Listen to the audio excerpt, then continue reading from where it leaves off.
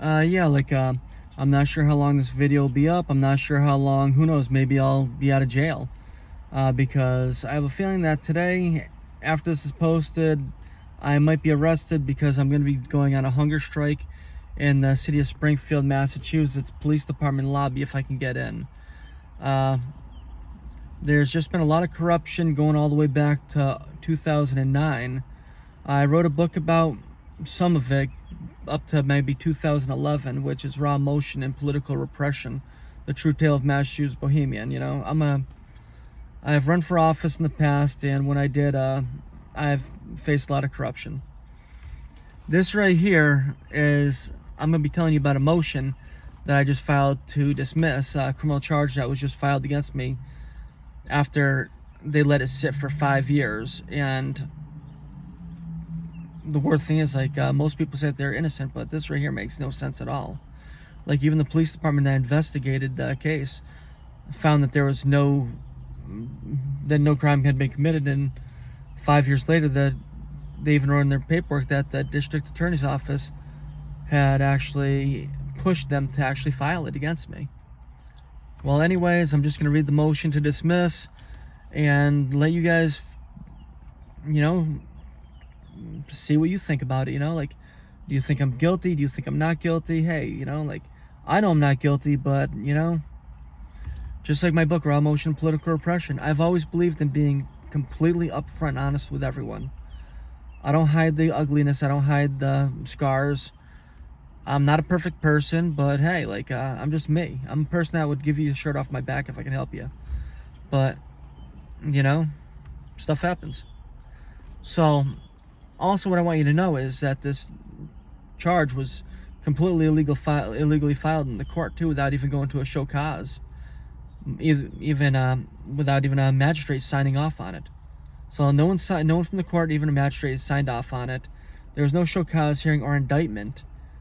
So it was just mysteriously filed by some unknown individual in the courts, which is highly unethical and not normal at all. Also to note about that is I filed this motion with the court probably about 20-something days ago, and they're supposed to actually mark it up for a hearing within 7 days of receipt. And I've heard nothing at all from the Palmer District Court in regards to that. So let's start off with it being Jeffrey P. Donnelly, defendant, versus Commonwealth of Massachusetts, Palmer District Court. This is dated April 2021, April 22nd. Defendant Mr. Jeffrey P. Donnelly respectfully moves this honorable court pursuant to Massachusetts Rules of Criminal Procedure, Rule 13, to dismiss plaintiff's complaint, charge of 1 count of indecent assault and battery, Chapter 265, Section 13H, in support of the defendant's motion. The defendant further incorporated the reasons and precedents contained in the defendant's memorandum of law in support of the defendant's motion to dismiss, that is, incorporated by reference herein. Wherefore, Mr. Jeffrey P. Donnelly respectfully requests that this motion be allowed. Defendant's memorandum of law in support of defendant's motion to dismiss. And a lot of people are going to get upset with this motion, plain and simple, because there's a lot of corruption and a lot of illegal activities that is described in this. I'm going to do my best not to mention the alleged victim's name in here, just out of respect for the court and, I'm just not going to, I'm going to do my best not to mention the person's name, because the reason why they made the false claim that they did is because they were a drug addict and they needed money, and they were suing the business. The defendant's memorandum of law in support of the defendant's motion to dismiss. The defendant, Mr. Jeffrey P. Donnelly, submits this memorandum in support of its motion to dismiss and suppress evidence. Facts. Mr. Donnelly and the alleged victim met and became friends sometime in 2014, while both were working at the Magic Lantern. Mr. Donnelly was a bouncer who started sometime in 2009 and was a bartender. This friendship consisted of both parties mutually touching and flirting with each other, both inside and outside of the stated place of employment. Several weeks prior to August 24th, 2016, The alleged victim was removed by the management of the Magic Lantern Strip Club from 2 of her 3 weekly bartending shifts, including removal from her every other Tuesday daytime bartending shift and being downgraded from bartender to waitress on Friday nights for the following claimed unprofessional behaviors, such as tardiness, substance use at work, insubordination, abandonment of duties at work, spanking coworkers, Exhibit 3, and mishandling of tips with coworkers.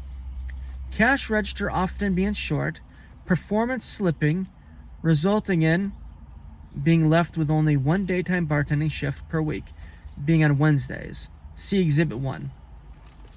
Mark Pesolano, owner of the Magic Lantern, states that after was taken off the bar on Friday nights, this was prior to August 24th, 2016, much to her dismay, she was put on the floor as a waitress, and her displeasure has been very noticeable and behavior has been quite erratic. Exhibit number 2. Prior to August 24th, 2016, Miss O'Keefe openly talked about openly talked about having an attorney and filing a suit against the Magic Lantern as a result of the owner's personal behaviors, and as retaliation for the owners removing her from her Tuesday daytime and Friday night bartending shifts, as well as talking about how she was hired by the Mardi Gras strip club in Springfield. On August 24th, 2016, Mr. Donnelly entered the Magic Lantern around 6 p.m. like he did 4 to 5 days a week. Mr. Donnelly believes that he had a dancer with him when he arrived, as he normally brought in and brought home a woman named Christina into work. As a result of the 5 years delay with the district attorney's office in bringing this complaint forward, Christine is no longer with us as she has passed away. Mr. Donnelly entered behind the bar in order to grab his bank, money for his register consisting of $200, that was located behind the bar, and to grab a bottled water. As Mr. Donnelly was the only member of the staff that did not drink, to clarify, Mr. Donnelly would have at most 1 adult beverage at work, depending. When Mr. Donnelly was behind the bar grabbing his bank and water, Mr. Donnelly asked how she was liking the Mardi Gras and how she was doing. Blank didn't reply about the Mardi Gras but made small talk. Then Blank walked past Mr. Donnelly and he gave her a slight tap, as he had done and as she had done to him more times than Mr. Donnelly can recall. After this, Miss Blank exploded at Mr. Donnelly, yelling, screaming, and making a large scene. This left Mr. Donnelly stunned. Miss Blank then went into the dancer's dressing room, and Mr. Donnelly put his bank into the cash register. Mr. Donnelly noticed that there was a dancer in the VIP room. Since Mr. Donnelly was on duty, he was now responsible for collecting the $5 per song club fee from the dancers. When Miss Blank left the dressing room, Mr. Donnelly approached her and first said that he was sorry if he had offended her, and then Mr. Donnelly asked about if the dancer had paid for any of the VIP dances that she was doing. To this, Blank yelled at Mr. Donnelly that it was none of his business and walked away. When the dancer exited the VIP room, Mr. Donnelly inquired to if she had paid, and the dancer stated that she had paid Blank for the dances that she had done. And Mr. Donnelly just went to his station at the door and collected the $5 VIP room and $3 entrance fees while reading a book and checking customer IDs. Mr. Donnelly had been told by someone that Blank had not gotten the job at the Mardi Gras, and as a result of being informed this, Mr. Donnelly had figured out that the blow up had to do with Blank was known to blow up at people when she was angry or upset, even if the person she blew up to wasn't involved. And as a result, Mr. Donnelly just went about his shift and forgot about the incident. You know, as has already been stated, the manager already said that she had been acting erratically way before this. This alleged incident occurred not only directly in full view of the security camera, but with at least 3 regular customers within direct view. All 3 were friends of Blank, including 2 bikers and a Monson police officer. And let me stress this happened in Monson. And this happened allegedly happened in front of a Monson police officer. The first person who Miss Blank is alleged to have told about the incident statement details something other than what Miss Blank is claiming occurred on the day in question. Miss Blank makes several different claims as to what had occurred when inside the Magic Lantern and after she had left the business, with each statement being different. Yes, each statement that she made was completely different than the other one. they varied widely.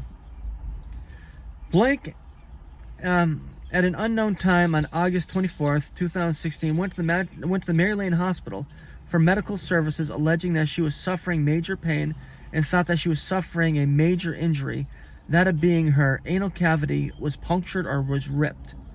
Mary Lane Hospital contacted the Monson Police Department, and Sergeant Gasparini showed up. After Sergeant Gasparini arrived, Blank refused to allow the doctor to check her alleged injuries, the same alleged injuries that had prompted her to go to the hospital. Sergeant Gasparini asked her about the clothing that she had been wearing when the incident occurred. Miss O'Keefe had said that she had gone home, taken a shower, and changed before she and her friends, she had her friend bring her to the hospital. Sergeant Gasparini told her that there could be skin cell DNA in her underwear, and this evidence would help the case. Miss Blank refused to provide the clothing to Sergeant Gasparini. In fact, Blank refused to provide any clothing from the alleged incident. Miss Blank's friend said in front of Sergeant Gasparini that this could help her with her lawsuit, showing that Blank was already in the process of suing prior to this date. This information was gathered from Sergeant Gasparini's official complaint. Miss Blank also gave other contradictory statements as to what she did after leaving the Magic Lantern after the alleged incident. Yes, she went to the hospital claiming to have been injured, claiming that she was in pain from being injured and needing to be checked, but as soon as the police showed up, she didn't want to be checked anymore because there was nothing. She just wanted to make a record of, showing up to the hospital in order to sue. Ms. Blank, in a different statement that she provided to different agencies, claimed different alleged incidences, ranging from her anal cavity being punctured, ripped, and pain shooting from her butt down her leg, to the alleged action aggravating a pre-existing condition of sciatica in her back. This is information from the documents that Mr. Donnelly had access to at the present time. Yes, I have access to these documents, but who knows what other documents are out there.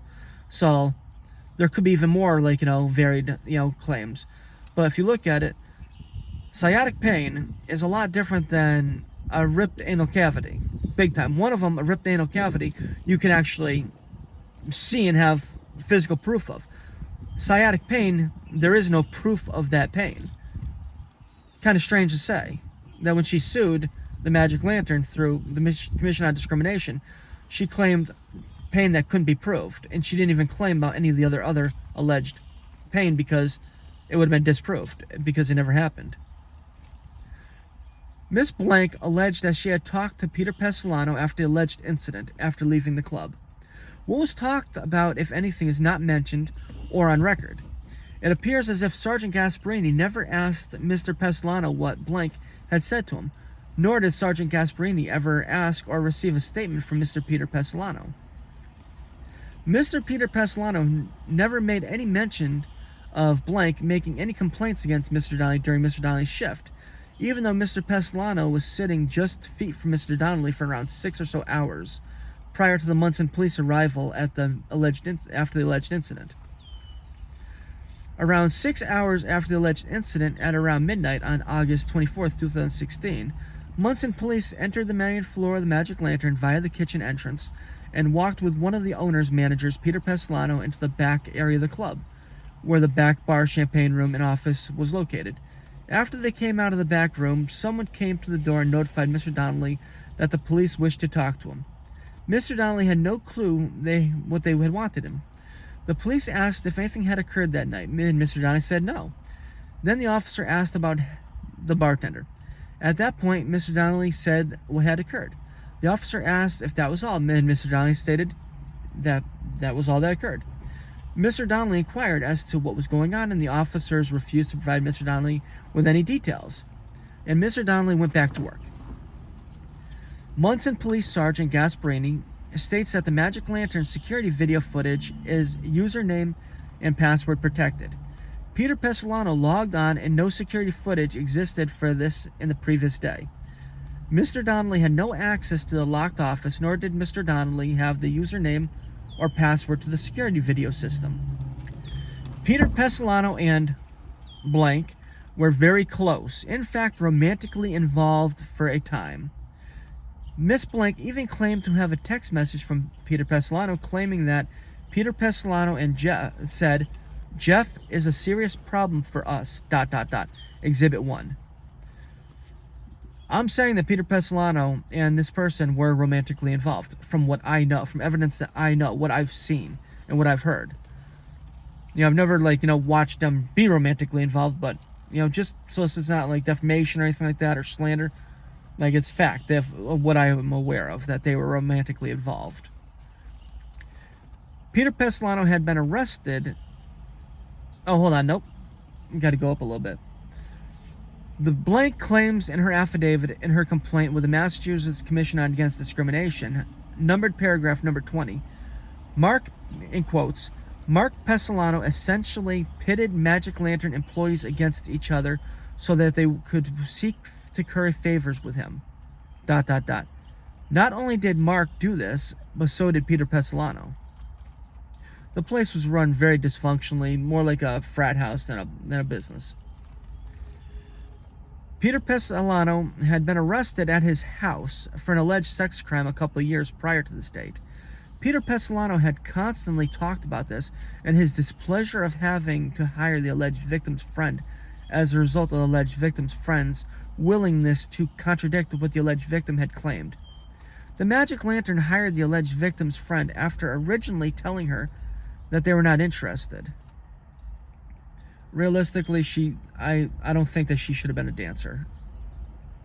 But that's just my personal opinion, and a lot of other people shared the same opinion of the girl that was hired because she lied to protect Peter from her friend, which was really sad.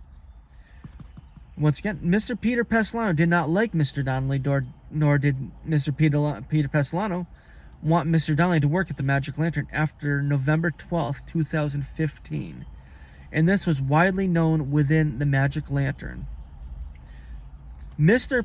Mark Pestilano and a manager, Michael Phelps, are the ones who wanted Mr. Donnelly to continue work at the Magic Lantern after November 12th, 2015, because Mr. Donnelly was professional, reliable, personable, and pleasant with the customers, and that he worked to the best of his abilities, and quote, to enclose, I can say that no doubt Jeff is an asset to the Magic Lantern, Exhibit 10.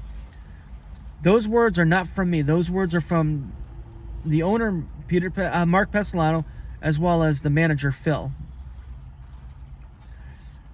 Now, this is where it shows why Peter Pestilano did not like me.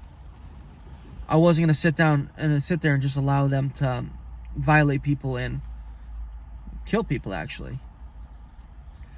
On November 12th, 2015, Mr. Donnelly and Peter Pestilano's working relationship was strained, and they rarely talked after this date.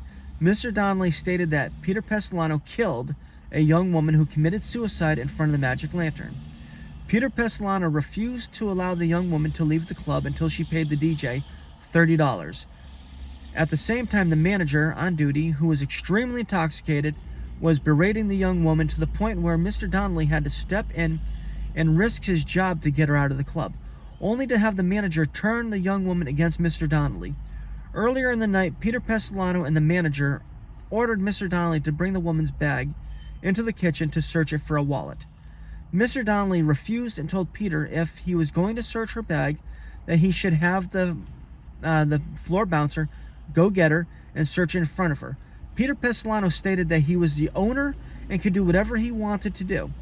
He then searched her bag and found nothing illegal, nor did he find the wallet. Mr. Donnelly did not inform the woman that Peter had searched her bag because nothing was found, and Mr. Donnelly wanted a drama-free night, as Mr. Donnelly had agreed to let this young lady spend the night on his couch for a second night in a row, as she had nowhere else to go.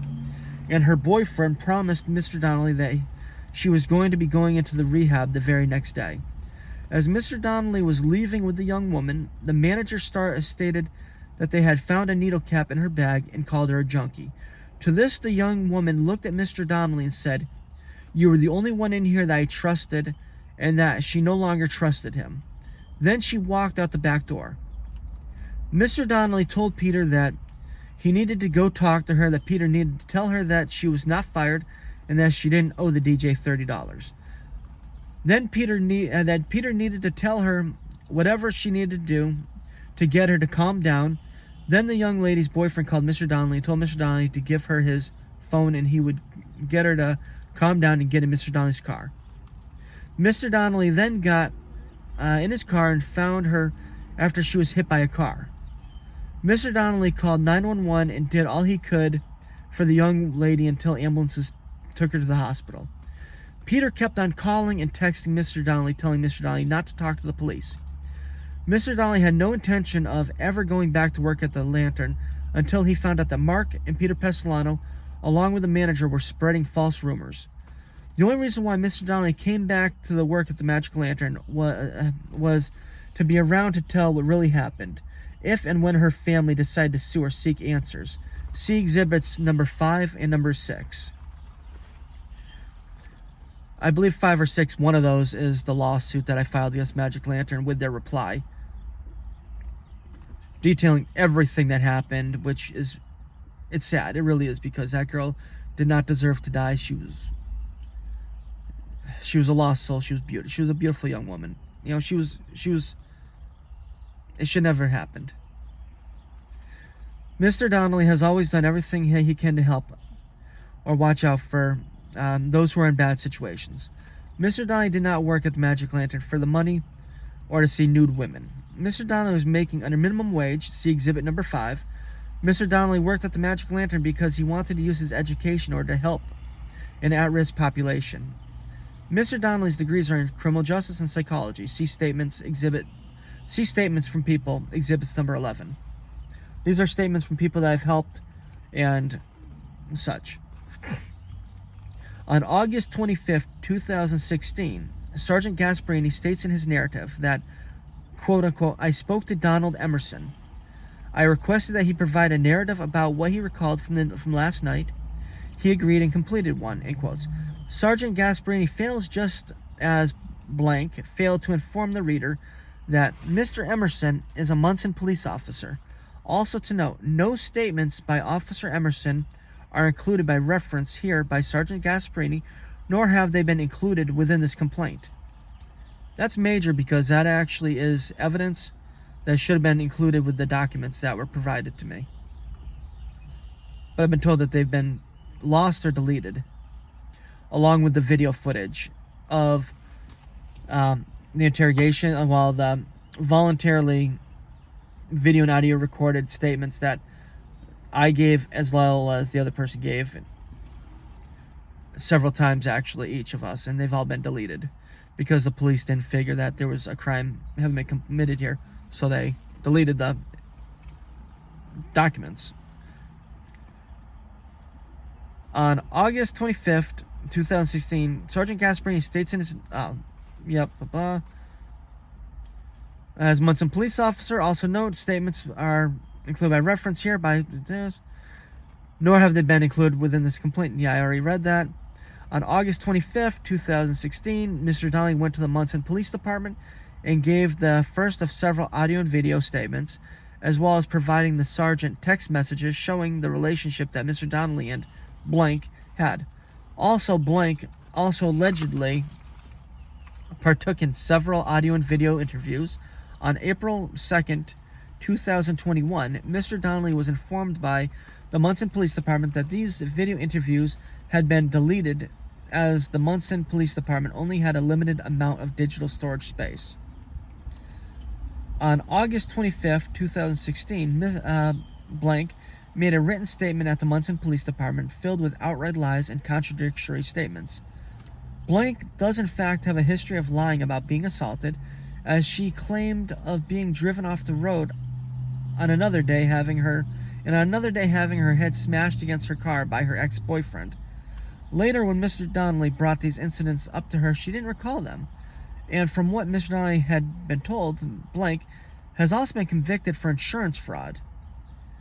Blank admits that she was a no-call, no-show for her next shift, that shift being Friday, August 26, 2016, a night waitress shift. Mr. Donnelly did not work Fridays at the Magic Lantern, and blank admits that she was told that Mr. Donnelly was not going to be present by the management owners. In Blank's Commission Against Discrimination document, Exhibit 1, in a conversation between Blank and Peter Pessolano on or around August 29, 2016, Peter Pessolano asked if Mr. Donnelly was allowed to work at the Magic Lantern on days when Blank was not scheduled to work. Blank, ... Blank made it clear that he was not, showing that Blank was attempting to make the Magic Lantern choose between Mr. Donnelly, an employee that had the support of Mark Pessolano and manager Mike Phillips, because they felt that Mr. Donnelly was an outstanding employee, and herself, an employee who had just recently lost 2 of her 3 bartending shifts for cause. In retaliation for the Magic Lantern's refusal to fire Mr. Donnelly, Blank applied for an emergency 258E harassment prevention order the next day on Tuesday, August 30th, 2016, stating that the alleged incident was being investigated by the District Attorney's Office. By August 30th, 2016, said investigation was already completed, only to be reopened in March of 2021. 5 years later, when ADA Assistant District Attorney Parsons pushed now Monson Lieutenant Gasparini to file charges, also lying about what had occurred and about what the Magic Lantern had done in order for Mr. Donnelly and Blank to no longer work together. The Magic Lantern had told Mr. Donnelly to come in an hour later so that there would be no crossover between the two. Blank failed to state that a Monson police officer was right there when this alleged incident happened and claimed that not a soul was in the building. Mr. Donnelly was not aware of this order until Friday, September 9th, 2016, with a hearing date to take place on September 12th, first thing Monday morning, resulting in giving Mr. Donnelly no prior notice. Yes, this is very important to be noticed, is that I was given no prior notice, and the only way that I found out about this is because Springfield Police Department had revoked my gun license because of this, which was illegal because the 258E does not allow the confiscation of firearms. So when they were serving me with this, when they were doing that, I'm like, hey, look, I need to find out what's going on here. And then they finally gave me the paperwork. So the Springfield Police Department was once again, acting dirty by not serving with me with papers for me to actually be able to go to court. All right. After Blank had done a no-call, no-show for her Friday, August 26th, 2016 waitressing shift, Blank was taken off the schedule for her Wednesday, August 31st, 2016 daytime bartending shift, as a result of the management of the Magic Lantern believing that she had quit. They had scheduled another bartender to work that shift. Blank states in her Commission Against Discrimination lawsuit, Exhibit 1, concerning this Wednesday day bartending shift, quotes, "Prior to the start of my next shift on Wednesday, August 31st, another bartender told me that I had been taken off the schedule and fired. I told her I was going to speak with an attorney." Quote, the owner, Mark Pessolano, states about the situation in the following Exhibit number 2. Quote, "After the night in question, she no-called, no-showed for her Friday night waitressing shift. The following week, she decided to drive out for a Wednesday afternoon bartending shift that started at noon. Mike Phillips, the manager, did not schedule Blank that Wednesday because he had not heard from her since. The bartender, Debbie and Blank, decided to speak on the phone at 12:05 p.m. Wednesday, August 30th. According to Debbie, she spoke with Heather, telling her that she would go home if need be, seeing that Heather was in her car driving to work. Blank's response was, quotes, "No, you stay there. It looks even better for me, ... I will just keep driving right to my lawyers, ... quote. That shows where her mindset was. She was looking at suing the club, and unfortunately, she made some outrageous complaint against me. Gotta love it. Gotta love when a friend of yours turns her back on you for no reason, especially after a couple of years of being close friends.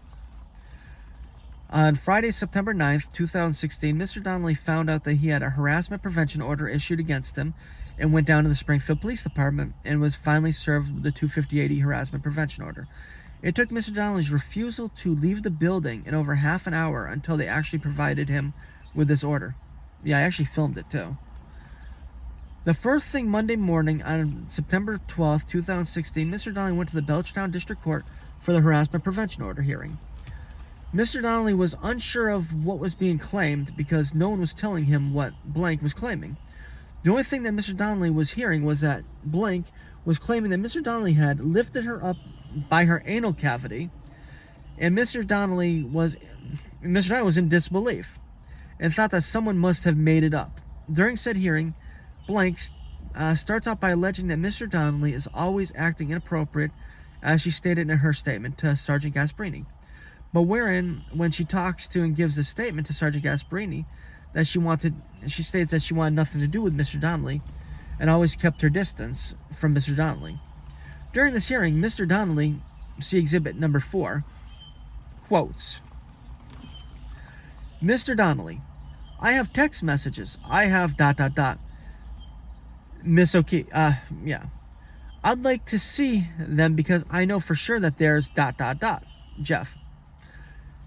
Jeff and I were friends before this incident happened. Mr. Donnelly. Yes. Miss Blank. We were friends, but we were not flirty ... Mr. Donnelly. Some of them are very sexual in nature, but we are friends that go on like that. Female. Miss Blank. Your Honor, I am sorry to interrupt your reading. There's just ... I wanted to let you know. There's 2014 and 2015, if you noticed on there too. They're old. I just wanted you to be aware of that ... Miss Blank. Thank you. I appreciate that. There's a lot that I have to say, but basically the reason, let's get to the gist of this. Because like I said, we were friends until this, and after this happened, I didn't get help from my employers. They're two brothers that own it, and nobody there was no managers in the building at all times. The owners were gone. None of the owners were supposed to be there. He was late. He was at his house. I went and I talked to him right away. I then went to the hospital. The police came. I spoke with an officer that night. The next day I spoke with them at the station, and there was talk of maybe that I would sue. People are aware that this could be a lawsuit worthy, and I actually have a lawyer, and this is ongoing also, that I've been harassed, and they've really, have done everything they could do to me since this and try to get me out of there. I couldn't be assured that this is why it happened a week later that I came into court. She was being harassed including by the owners. Me and her were friends. We were doing a tit for tat thing, but one of the owners was trying to pimp her out to his friends. It was a very sad situation, to say the least. But like me and her, like everyone even thought that me and her were good friends. I thought we were good friends. But if you if you go after the owner, you really can't work at the business when you're going after the owner for trying to pimp you out, But you could sue and get money by going after another coworker and then still work there. It's sad, but some people are just scumbags. Miss O'Keefe, I'm getting back to the thing. Miss Blake went from saying that Mr. Donnelly had been her friend until this alleged event.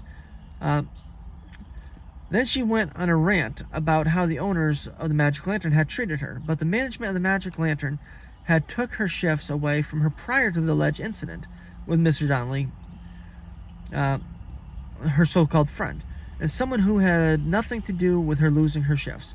Mr. Donnelly was only ever good to her. Also, the text messaged within a year. The last one was within a month or two. Were text messages from 2016, the current year, which shows that the 3 years that I knew her, we were texting flirty and sexually back and forth, which 3 years, that shows a pattern, it shows a history. No text messages or other communications exist where Miss Blank ever told Mr. Donnelly to stop, or in any way discouraged any conduct of Mr. Donnelly. In fact, all communications embraced, encouraged, and showed that Blank was a willing participant. No texts or other communications ever alleged that Mr. Donnelly was violent or rough with Blank in any way, except from the alleged incident after blank lost her shifts and was being forced out of her employment with the Magic Lantern. Think about it. If I was rough with her, like, that day, I would have been rough with her the other, days, the other previous 2 years. The thing is, like, I'm not rough with people. I joke around. Yeah. Basically, I give tip for tat. If you do something to me, I'll do it to you.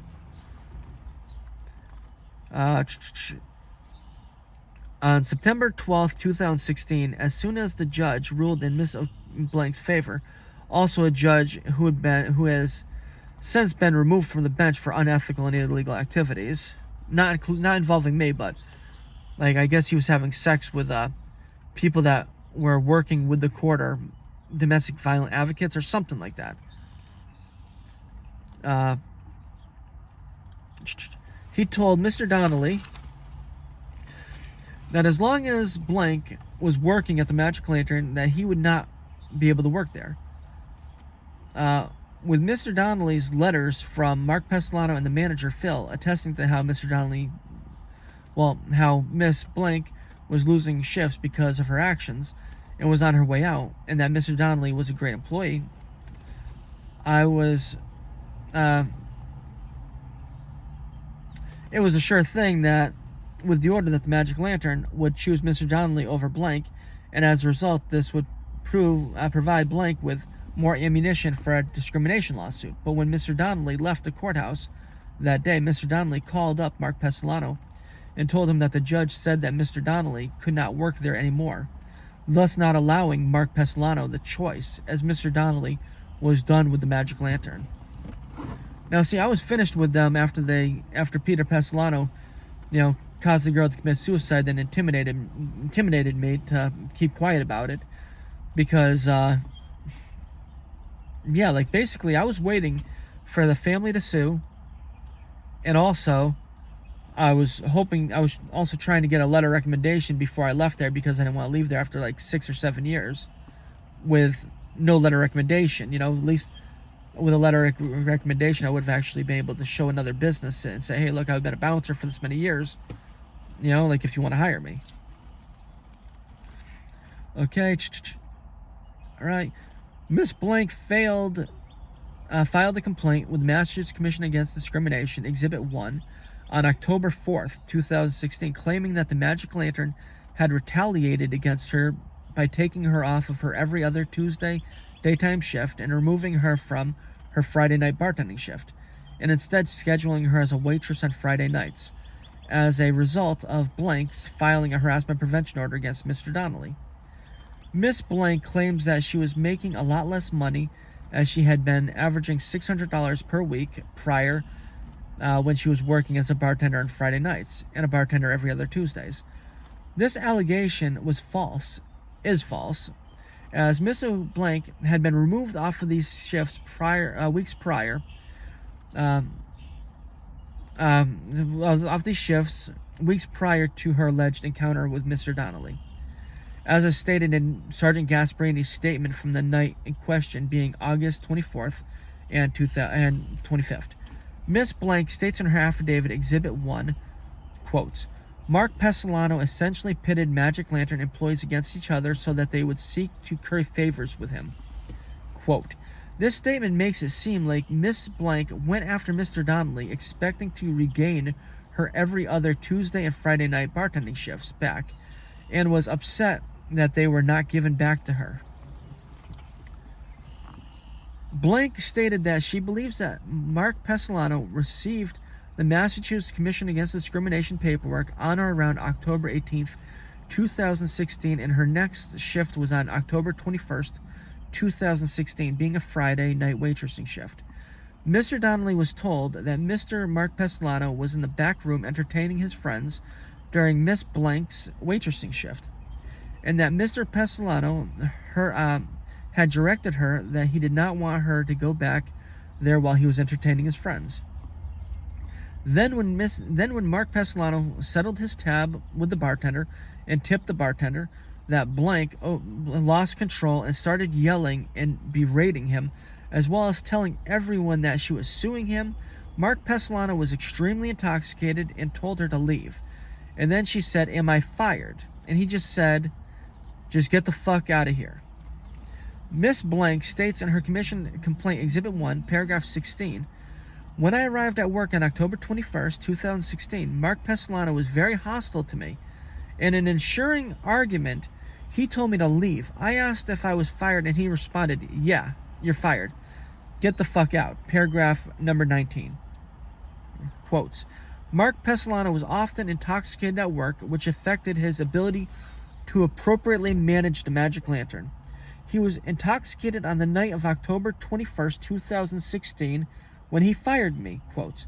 Paragraph 18. Quote, "I knew Mark Pesolano was just pretending he hadn't fired me due to his concerns about liability, and I declined to return to work due to the degrading and illegal manner in which I had been treated." Quotes. Yes, those are these are the alleged victim's quotes. Blank was denied her unemployment claim against the Magic Lantern. Blank lasted a handful of shifts after her false allegations against Mr. Donnelly, and not many more shifts, since the management of the Magic Lantern had originally taken her every other Tuesday daytime and Friday night bartending shifts as a result of her actions. Ask anyone in a strip club. Friday night bartending is where you make your money. That's where the money is.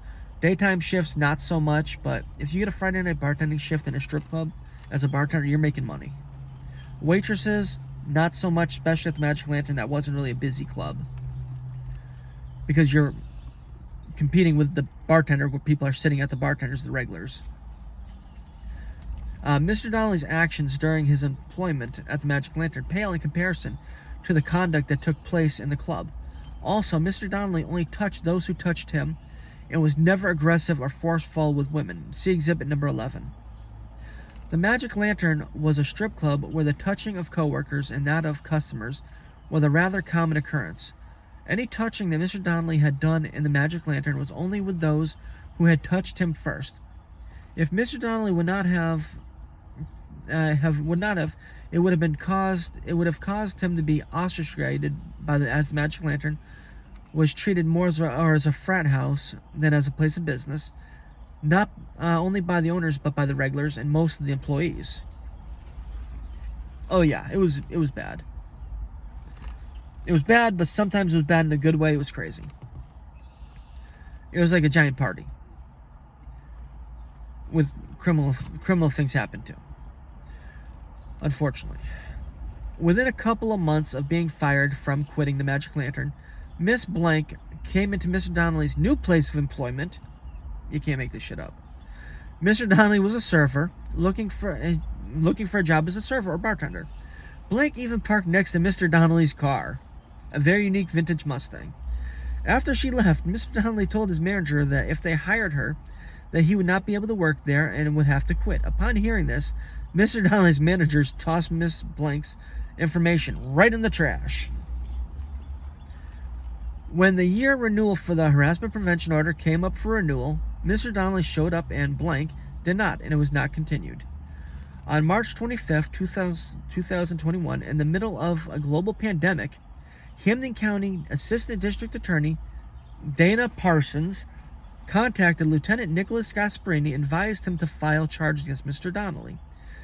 Being 5 years after Lieutenant Gasparini has sent a complaint to the District Attorney's Office for a standard review. Not listed as urgent or reply, and in fact, Gasparini had told Mr. Donnelly in 2016 that he didn't think that anything would come of it, because Blank's story had changed and that Mr. Donnelly's had stayed the same. It is stated in the report that Assistant District Attorney Dana Parsons had contacted Miss Blank to see if she wished to proceed with charges. It is not mentioned if ADA Parsons had promised Blank any money or other compensation, as the Hamden County District Attorney's Office has done this in the past in order to get a witness alleged victim in a prior case against Mr. Donnelly, a case that Mr. Donnelly had won. The alleged victim in that case had admitted to being paid by the District Attorney's Office. Actually, the Massachusetts District Attorney's Office had paid this individual over $50,000 At least that's what I've been, that's what I've been told. It was over $50,000. Several months later, in a recorded hearing in which the presiding judge was very surprised to hear this, because the person was paid for the Massachusetts Victims Fund, and the case didn't qualify for it because I had posted on Facebook what happened in court. That's why I was charged. It was crazy. On March 31st, 2021, Lieutenant Gasparini called Mr. Donnelly on the phone and told Mr. Donnelly that the district attorney's office was pushing him to file charges against Mr. Donnelly on a 5-year-old incident, and that Lieutenant Gasparini didn't understand why, but that Mr. Donnelly, but that he didn't want Mr. Donnelly to be blindsided and end up being arrested for a warrant. Mr. Donnelly thought this was a joke, so he went down to the Palmer Police Department in order to see if it was Palmer District Courthouse, in order to see if it was legitimate. Mr. Donnelly was given the number to the clerk magistrate's office and to the Palmer Assistant District Attorney's office, and no one had any information. They all said that Mr. Donnelly was not facing any complaints. This was a lie, as the complaint that had been filed on March 30th had somehow by some unknown individual had been approved on March 31st, the day that Mr. Donnelly had come to the court. Mr. Donnelly then went to the Monson Police Department. Lieutenant Gasparini refused to speak to Mr. Donnelly in person, but an officer told Mr. Donnelly to keep in contact because the charge had been filed at the insistence of the Assistant District Attorney.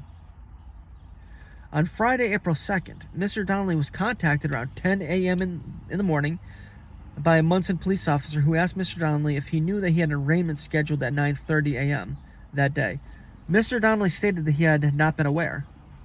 The officer asked if he was able to make it before noon, and Mr. Donnelly said that he could, and the officer told Mr. Donnelly that he would notify the court so that a warrant wouldn't be issued.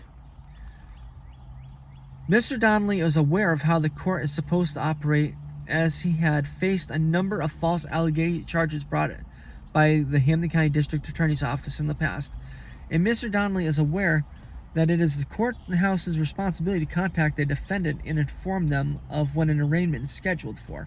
It is also not formal for a court to schedule an arraignment 2 days after the court allows a complaint, as the Palmer District Court did in this case. If the Monson Police Department's officer had not contacted Mr. Donnelly would have had a straight warrant issued for his arrest, and due to the Easter holiday, Mr. Donnelly would have spent Easter in the Ludlow House of Corrections. Kind of strange how they pulled that, huh? Besides not sending proper notification to Mr. Donnelly about the arraignment, when Mr. Donnelly arrived, the court officer told Mr. Donnelly that the court wasn't doing in-person arraignments and tried to send Mr. Donnelly away. Mr. Donnelly insisted, and the court officer made a couple of calls and was surprised when he found out that Mr. Donnelly had one scheduled. Yeah, the court officer wanted me to leave. Didn't want me going in there for the arraignment, which meant that a warrant would have been issued and I would have been arrested. This case is actually unethical, if not illegal, and should not even exist in the system, because the criminal complaint is not signed by the complainant, nor is a name filed in for one. Also to note, the complainant was not sworn to before a clerk magistrate, assistant clerk, as no clerk magistrate signed off allowing the charge to be filed. See Exhibit 8. Major issues with the application for criminal complaint also showing this criminal complaint to be unethical, unlawful, such as no boxes being checked off requesting a hearing. Neither of the I request a hearing without notice or with notice to the accused are checked off, as is required by law. Arrest status of the accused is checked as has not been arrested, yet the bottom of the page where it says court use only, any dates, or judge clerk's initials or signatures, such as where the judge clerk would state when the notice was sent out to inform the defendant of when a clerk's hearing was to be held, or an arraignment. Also, the box where the finding of probable cause for a complaint would be marked, along with how the defendant would be notified of their arraignment, be it warrant or summons. And the arraignment date was not filled out. This is Exhibit 9. This is completely corrupt and illegal. Mr. Donnelly had requested his right to a speedy trial, and instead of being provided a trial date, he was provided with a pretrial date of June 9th, 2021. Hamden County Assistant District Attorney Dana Parsons has a documented history of being found responsible/guilty of ethics violations in the past. In the past, she has used her position as an assistant district attorney and official office space in the courthouse in order to campaign for a Democrat political candidate for political office in violation of the Massachusetts general law. Dana Parsons also let a white male who not only assaulted a Indian/black candidate for the United States Senate, but the guy also chipped two of the candidate's teeth and busted his lip off with only probation and a fine. This candidate has run for office as a Republican. Yes, she's a Democrat supporter who gave a Democrat supporter a free pass for physically assaulting a United States Senate Republican candidate. Strange, huh? Yeah, that's so normal. With probation. Mr. Donnelly has attempted to run for office in the past as a common sense Republican, causing this case to appear politically motivated. This case was also filed with what appears to be messing with Mr. Donnelly's renewal of his firearm license as a result of Mr. Donnelly's campaign 2 years ago for mayor of Springfield, where at every debate Mr. Donnelly was pushing the issue of local corruption by informing the people that the city of Springfield's police department has found him suitable to have a firearm license, but not a hawker and peddler's permit to sell the book that he wrote that exposes corruption, which is raw emotion and political repression. Also, this is in the middle of a signature gathering time period for candidates to make it on the ballot for local elections. And an allegation of this magnitude, even if false, would have dire consequences for any candidate. Which is true. Now we're getting into like the issues and the arguments. So issues is what the issue is. Arguments is, well, the argument. And we got a couple pages of this. Right now we're on page 11. Issue number 1. The Commonwealth lacks the elements required for the charge of indecent assault and battery on a person over 14. Massachusetts General Law, Chapter 265, Section 13H.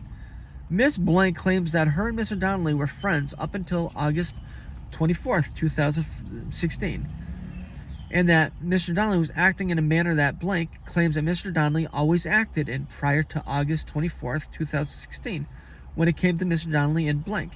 Miss Blank never makes nor made any mention that she disapproved of any physical conduct between Blank and Mr. Donnelly. In fact, from Mr. Donnelly's supplied text messages, it appears that Miss Blank enjoyed Mr. Donnelly's friendship contact.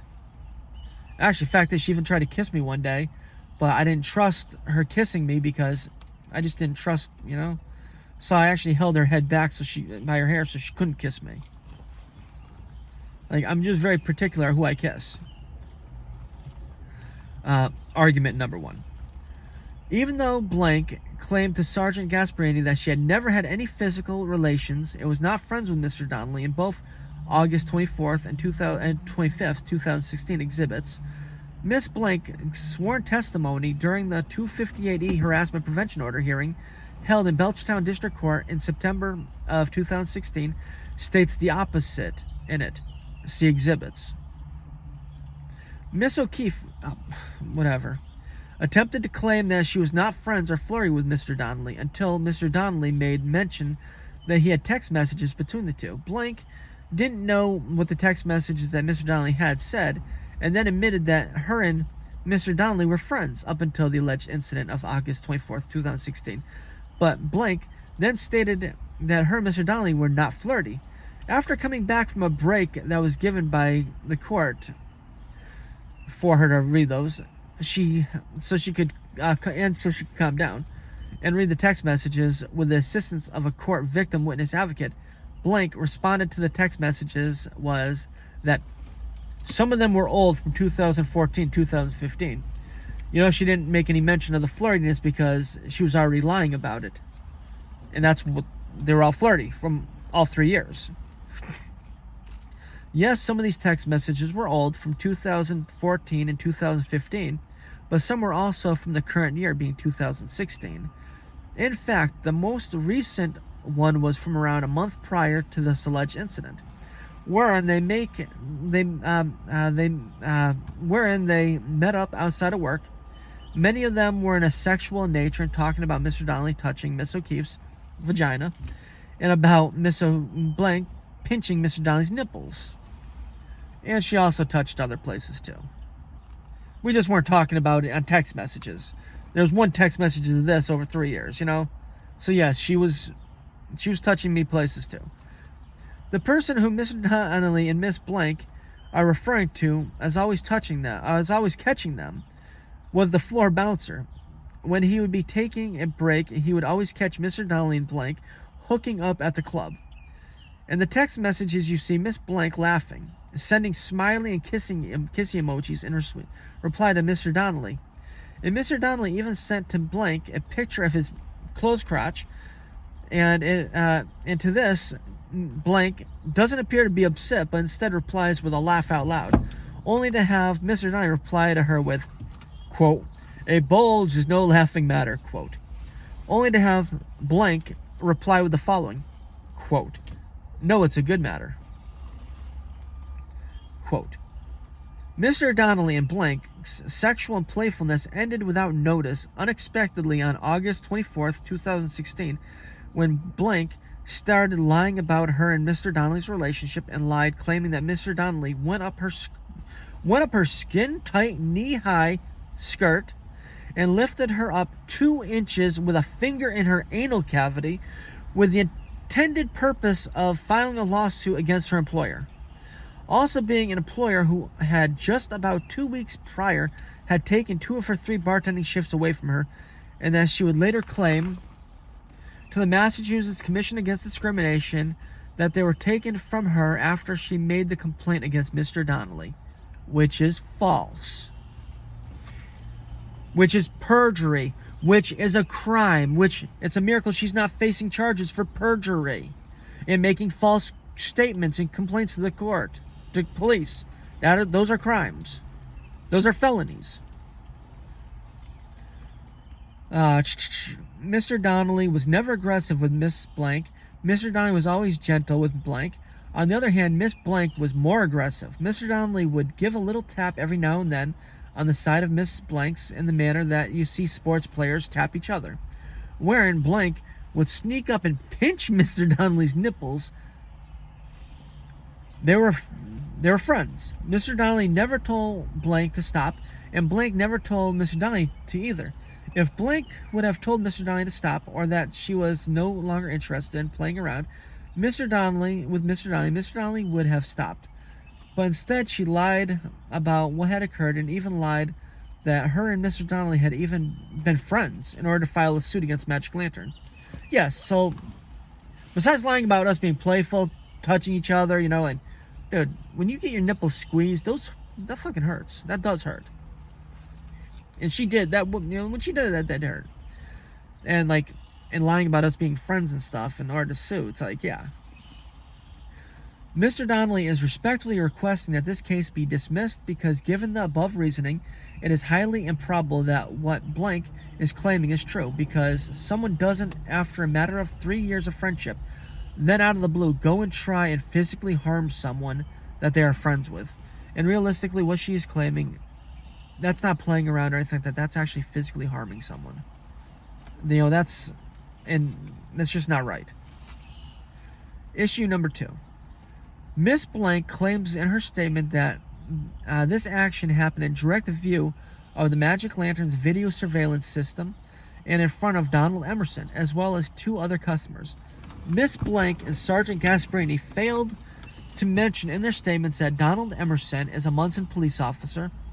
Mr. Donnelly was fully aware of the security camera and that Mr. Emerson was a Monson police officer, as well as the 2 customers were very close to the Blank. Argument number 2.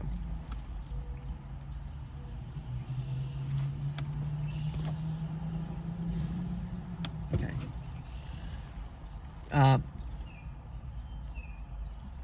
On August 24th, 2016, Mr. Donnelly had been employed as a member of the Magic Lantern security team since 2009, making him the most senior member of the Magic Lantern security team of bouncers. Not only had Mr. Donnelly worked for the Magic Lantern since 2009, but Mr. Donnelly also provided the owners of the Magic Lantern with a security plan that they then furnished the town of Monson. Mr. Donnelly had also spent many years as a roving security officer with Securitas Security Services, and a year as a direct care worker, youth prison guard with the Massachusetts Department of Youth Services, until a motorcycle-related medical condition caused his separation. Mr. Donnelly also holds college university degrees in criminal justice and psychology. With Mr. Donnelly's education, employment background, and knowledge of the Magic Lantern, it is a certainty that Mr. Donnelly was aware of the placement of where the security cameras were located within the Magic Lantern. Not only does Mr. O'Keefe blank state that this alleged incident happened right in view of a security camera, but Mr. Donnelly also agrees that this location was right in view of a camera. It was right there, because it happened right next to the cash register, which was right there. Mr. Donnelly did not have access to the owner's office, nor did he have access to the password needed to enter the computer that controlled the video footage for the security videos. The only person who was in the building between 6 p.m. when the alleged incident happened and around midnight when Sergeant Gasparini entered the building was Mr. Peter Pestilano. Mr. Peter Pestilano was very friendly, including being sexual with blank. In fact, Mr. Peter Pestilano became very upset when someone told him that they had seen Miss Blank exit a boat with a sleeping berth that was parked in the parking lot with the Friday night door guy, an older guy, Bobby. Yet, as was the nature of the Magic Lantern, the two stayed close. Miss Blank also claimed that she had gone to Mr. Peter Pestilano's house and told him what had happened. Mr. Pestilano lives right next door to the Magic Lantern. It was widely known that Mr. Peter Pestilano did not like Mr. Donnelly. Mr. Donnelly had stood up to Peter Pestilano because Peter Pestilano had not allowed a dancer to leave even though the manager on duty was verbally abusing her. And as a result, this young lady had gone out into the street and committed suicide. Mr. Donnelly had also called out Mr. Peter Pestilano and texted Mr. Peter Pestilano that Mr. Peter Pestilano had killed her. See exhibits.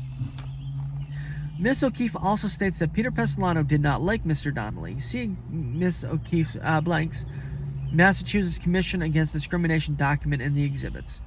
Mr. Peter Pestilano had also been charged by Monson police for sexual assault, and only had the charges dropped because the alleged victim was bought off by the Magic Lantern and given a job as a dancer if she was given statements against her friend, being Peter Pestilano's alleged victim. Miss Blank, also having a couple of weeks prior had lost most of her bartending shifts, also states in her Commission Against Discrimination complaint that the owners would pit employee against employee in order to curry favors. Exhibits.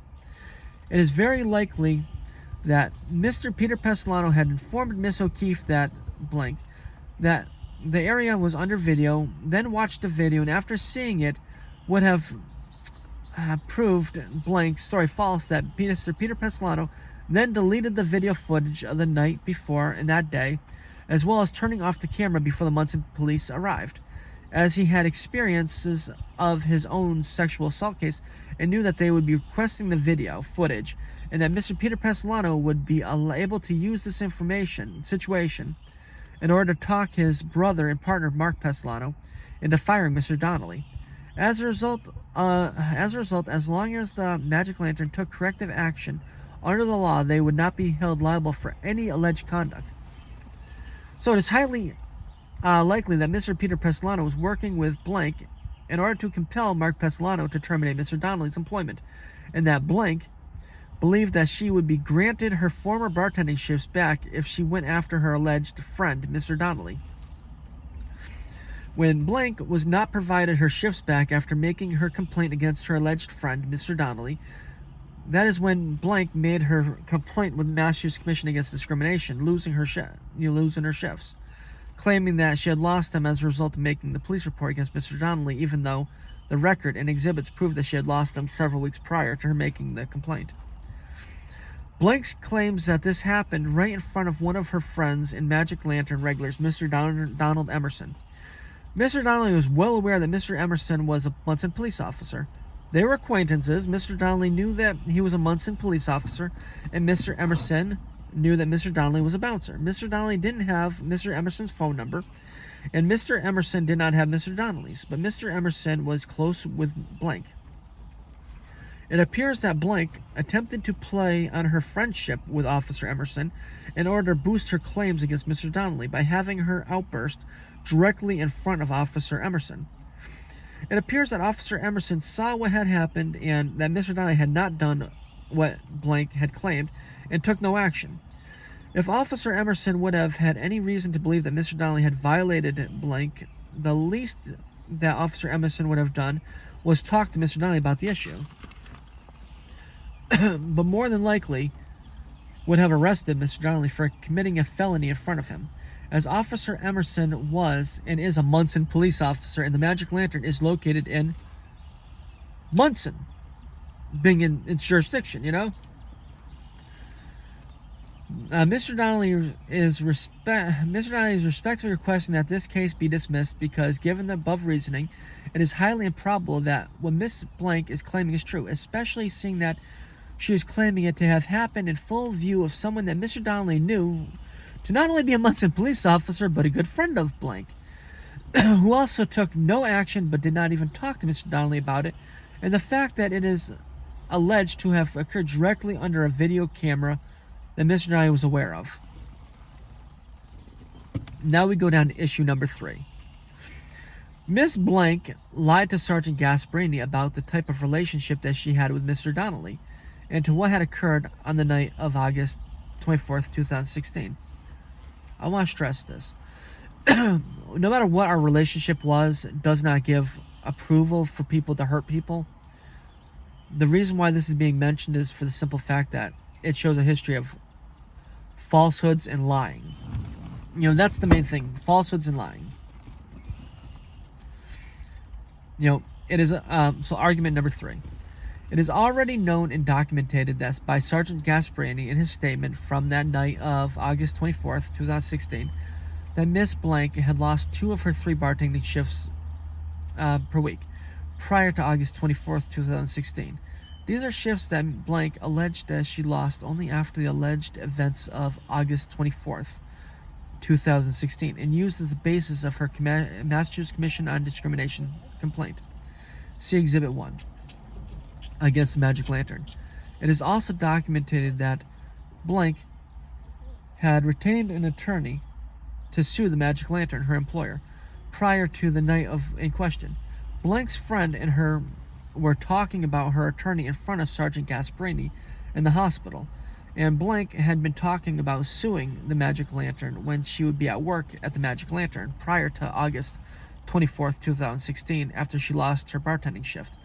It is well known that an employee is not able to sue an employer as a result of being removed from shifts/bartending shifts. In order to paint Mr. Donnelly in a negative light to Sergeant Gasparini and to make Mr. Donnelly appear to be a person of bad moral character when he is not, see Exhibit number 11, Miss O'Keefe alleged that as soon as Mr. Donnelly walked into the Magic Lantern, the first thing that he said to her was asking her to perform oral sex on him. Come on. When in fact Mr. Donnelly had asked her how she was doing and how her new job at the Mardi Gras was going. Mr. Donnelly was not aware that Miss O'Keefe Blank had not ended up getting hired at the club.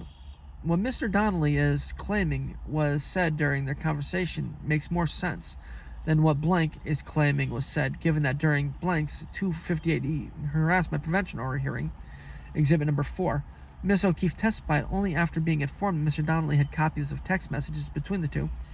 In Blank's own words, Blank stated that she and Mr. Donnelly were friends up until the day in question, being August 24th, 2016.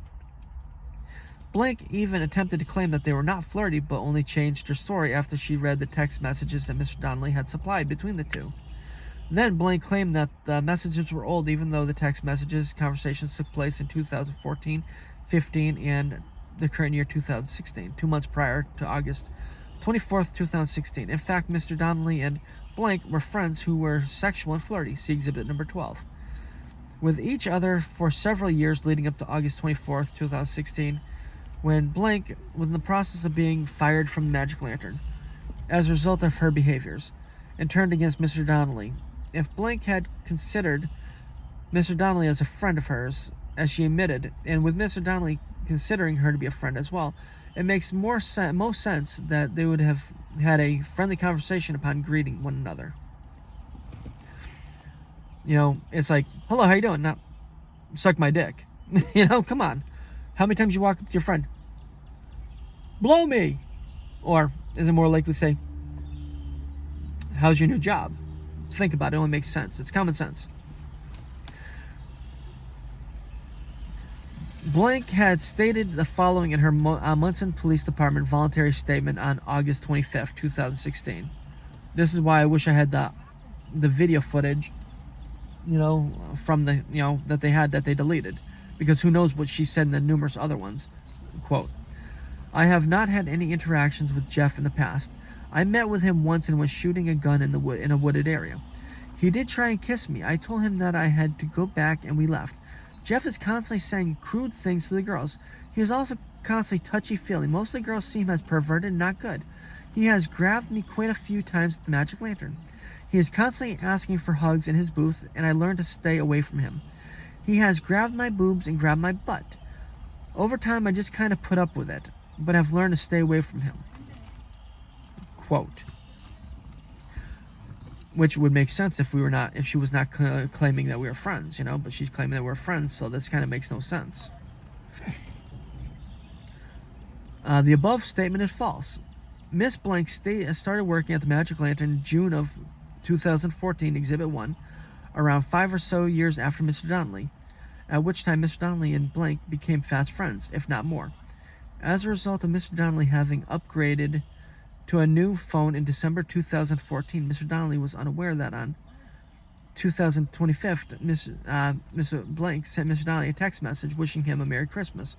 To this, Mr. Donnelly responded not knowing who the sender was, and when she replied that it was Blank, Miss Donnelly responded with, quote, laugh out loud, so it's my sex slave, quote, wave emoji, and then with, quote, so how was your Christmas?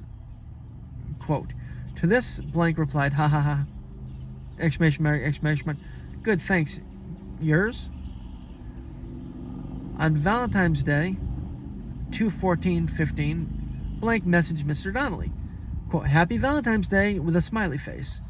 Mr. Donnelly replied with, quote, I feel so loved, with a smiley face, and a happy V-Day to you as well, laugh out loud, smiley kissy face. Are you working tonight? Quote, Blank replied, yes, with smiley face. Mr. Donnelly replied, with a smiley face with hearts for eyes. On 5/28/2015, Miss Blank was being harassed by one of her alleged witnesses from August 24th, 2016, alleged witness's wife. And the woman called her a whore. Miss Blank sent Mr. Donnelly a screenshot of the woman calling her a whore. Exhibit 12. Mr. Donnelly talked about the guy and his wife, and Blank mentioned that he was old and that she wasn't doing anything with him. And Mr. Donnelly stated, but if, quote, but if you want some nice hard cock, I'm more age appropriate anyways, you little quote unquote whore, laugh out loud. Yes, it was a joke. You know, like, she was, you know, like, the guy's wife called her a whore, and I joked around by, like, saying, you little whore, you know, and it was just like, it was playful, and she took it as being playful. You know, Blake took this as a joke by replying, laugh out loud, like, quote unquote, laugh out loud, asshole, laugh, you know. To this, Mr. Donnelly stated, quote, if that's what you're into, I'll fuck that as well, smiley face with sunglasses. Blank replied with, quote unquote, ha ha ha ha, exclamation mark, exclamation mark, exclamation mark. Mr. Donnelly replied, you know, quotes, right behind the bar, and then sent a kissy face emoji. Blank responded with a kissy face emoji, and to this, Mr. Donnelly responded with a smiley face with two hearts for eyes. Mr. Donnelly and blank went target shooting in the woods on 6/05/2015, a full year after Miss Blank met and became fast friends with Mr. Donnelly, disproving Miss Blank's claim that she kept her distance and avoided Mr. Donnelly. Miss Blank, quote unquote, quotes. I'm sorry it took me so long to respond back. It's been crazy here. I'm picking them up this morning. See you at Kmart at noon. Thanks again, smiley face. Mr. Donnelly responded. Pick up some earplugs as well, laugh out loud. And it's okay. I've always known that you're crazy. Smiley face with sunglasses. Blank. Oh, that's right. Earplugs. So I can't hear you when you're talking. Wink face. Laugh out loud. Just joking. Okay, and I'm so sorry, but I'll probably be 5 minutes late. My dog got out, and it took me forever to get her back in. Mr. Donnelly. Laugh out loud. Are you sure you're not a natural blonde? Kissy face. Blank. Like the alleged victim. Laugh out loud. I think you have more blonde than me, kissy face. On my way. Same day, Mr. Donnelly and Miss Blank sending back and forth smiley faces with sunglasses. Later on, Mr. Donnelly sent a picture of a jean crotch area to Miss Blank. She replied with, laugh out loud. Mr. Donnelly replied to this, a bulge is no laughing matter. Miss Blank replied, no, it's a good matter. Mr. Donnelly stated, quote, you know you like it, smiley, tongue sticking out emoji. On 9/23/2015, Donnelly, laugh out loud, it's all about timing. The alleged victim. Laugh out loud. Timing, like when you grab my vagina? ... question mark. Donnelly. Laugh out loud. Timing, as he sees when I grope you, but not when you're groping me. Laugh out loud. Her. Ha ha ha ha ha. Maybe pinch your nipples. I don't know about groping. Mr. Donnelly. Well, I really didn't grope. Laugh out loud. Frown face.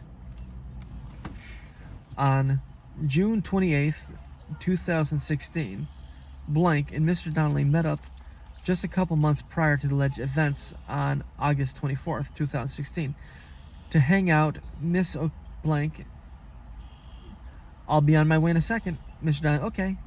Blank. Smiley face at 10:14 p.m., followed by, quotes, okay, I'm outside, but I need to leave now. Problem with my daughter. Quote, at 10:37 p.m., Mr. Donnelly. Quotes, okay, hun, good luck with her. Back to her. Quotes, laugh out loud, thanks. Back to me. No problem, kiddo. These text messages between Miss Blank and Mr. Donnelly show that Mr. Donnelly and Miss Blank were not only flirty, joking, and physical with each other from 2014 to 2016, but also proved that they were close all the way up to the alleged situation. There's a ton of more sexual texts between the two of us, but I only need so many to show this going all the way back then. Miss Joni Hawley and Mr. Donnelly, Exhibit 14, talking about what happened with Miss O'Keefe on August 24th, 2016. Mr. Donnelly quotes, and she's done the same to me. Quote, Miss Joni Hawley. That is true. You always have my back. Have you tried to contact her and ask her why what she's trying to accomplish by doing this? Question mark. I mean, I thought you two were ... really good friends. I don't know your relationship with her personally, but it always seemed like you guys were kind of close. No? Question mark. Mr. Donnelly. I thought we were close as well, but no, I didn't try and contact her. As soon as she went to the police claiming this BS, I just wrote her off. Quote. Miss Blank claims that the co-workers thought that Mr. Donnelly was no good and creepy. Miss Joni Hawley's opinion of Mr. Donnelly on August 25th, 2016, Exhibit 14, quotes, damn, Jeff, I feel so bad for you, dude. This is crazy. You're like the only normal one in there besides Bobo and Phil. He's a good dude. Well, he never disrespected me in any way, quotes.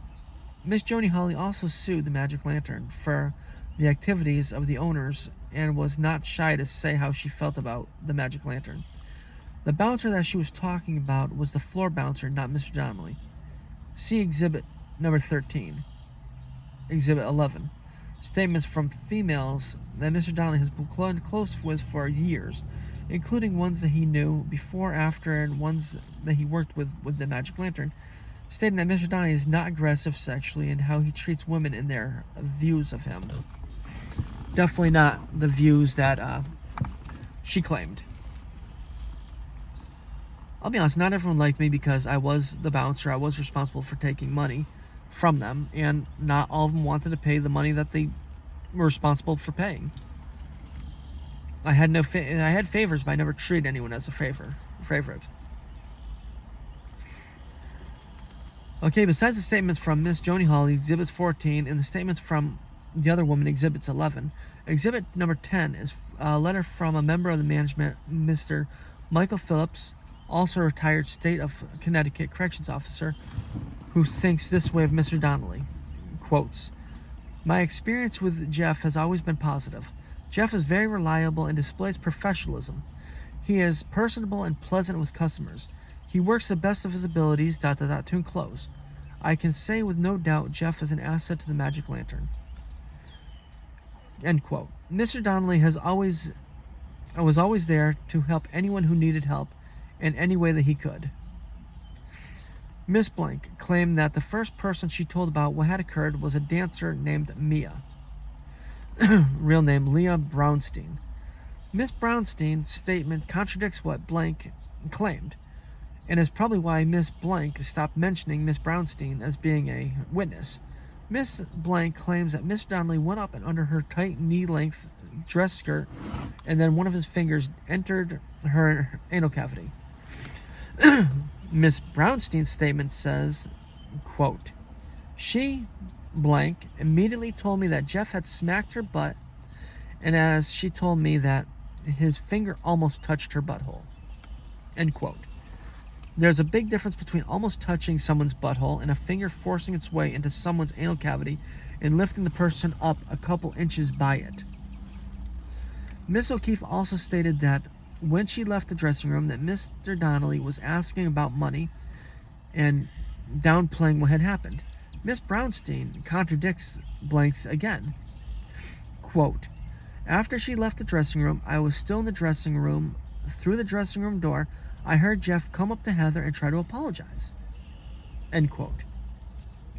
Mr. Donnelly, like any friend, would have attempted to apologize if he had done anything that would have caused someone they considered to be a good friend to get pissed off and to angrily lash out. Miss Brownstein does say that Mr. Donnelly has touched her nipples in the past, but does not say that she has also touched Mr. Donnelly in the groin area and chest, is shown in Exhibit number 14.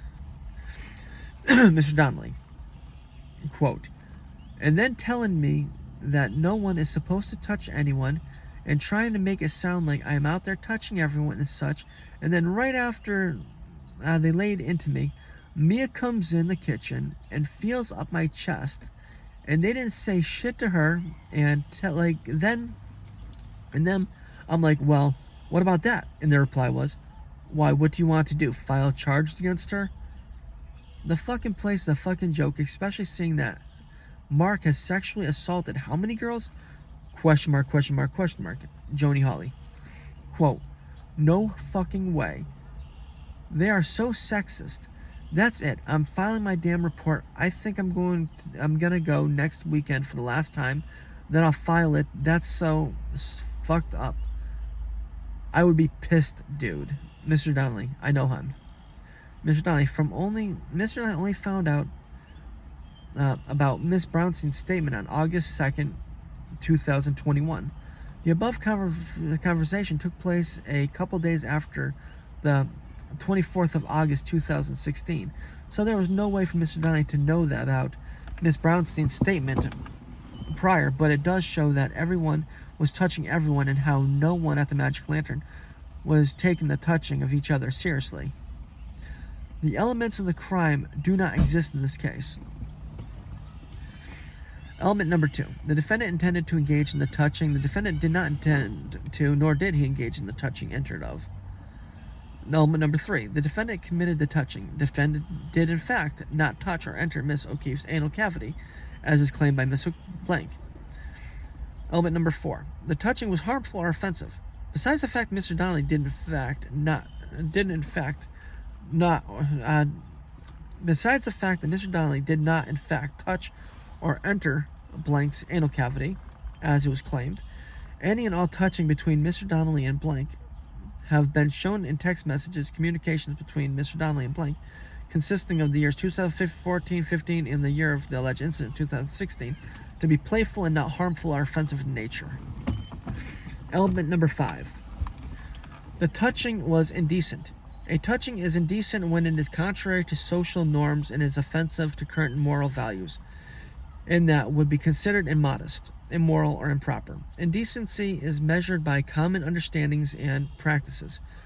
This definition gives persons of normal intelligence the opportunity to know what is prescribed.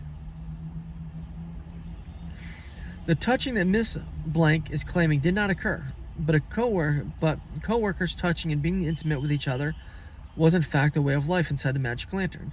Fact of the matter is, exhibit number 3 is Miss Blank's spanking grabbing of a co-worker's butt while at the same time licking the woman's breasts in the back parking lot of the Magic Lantern.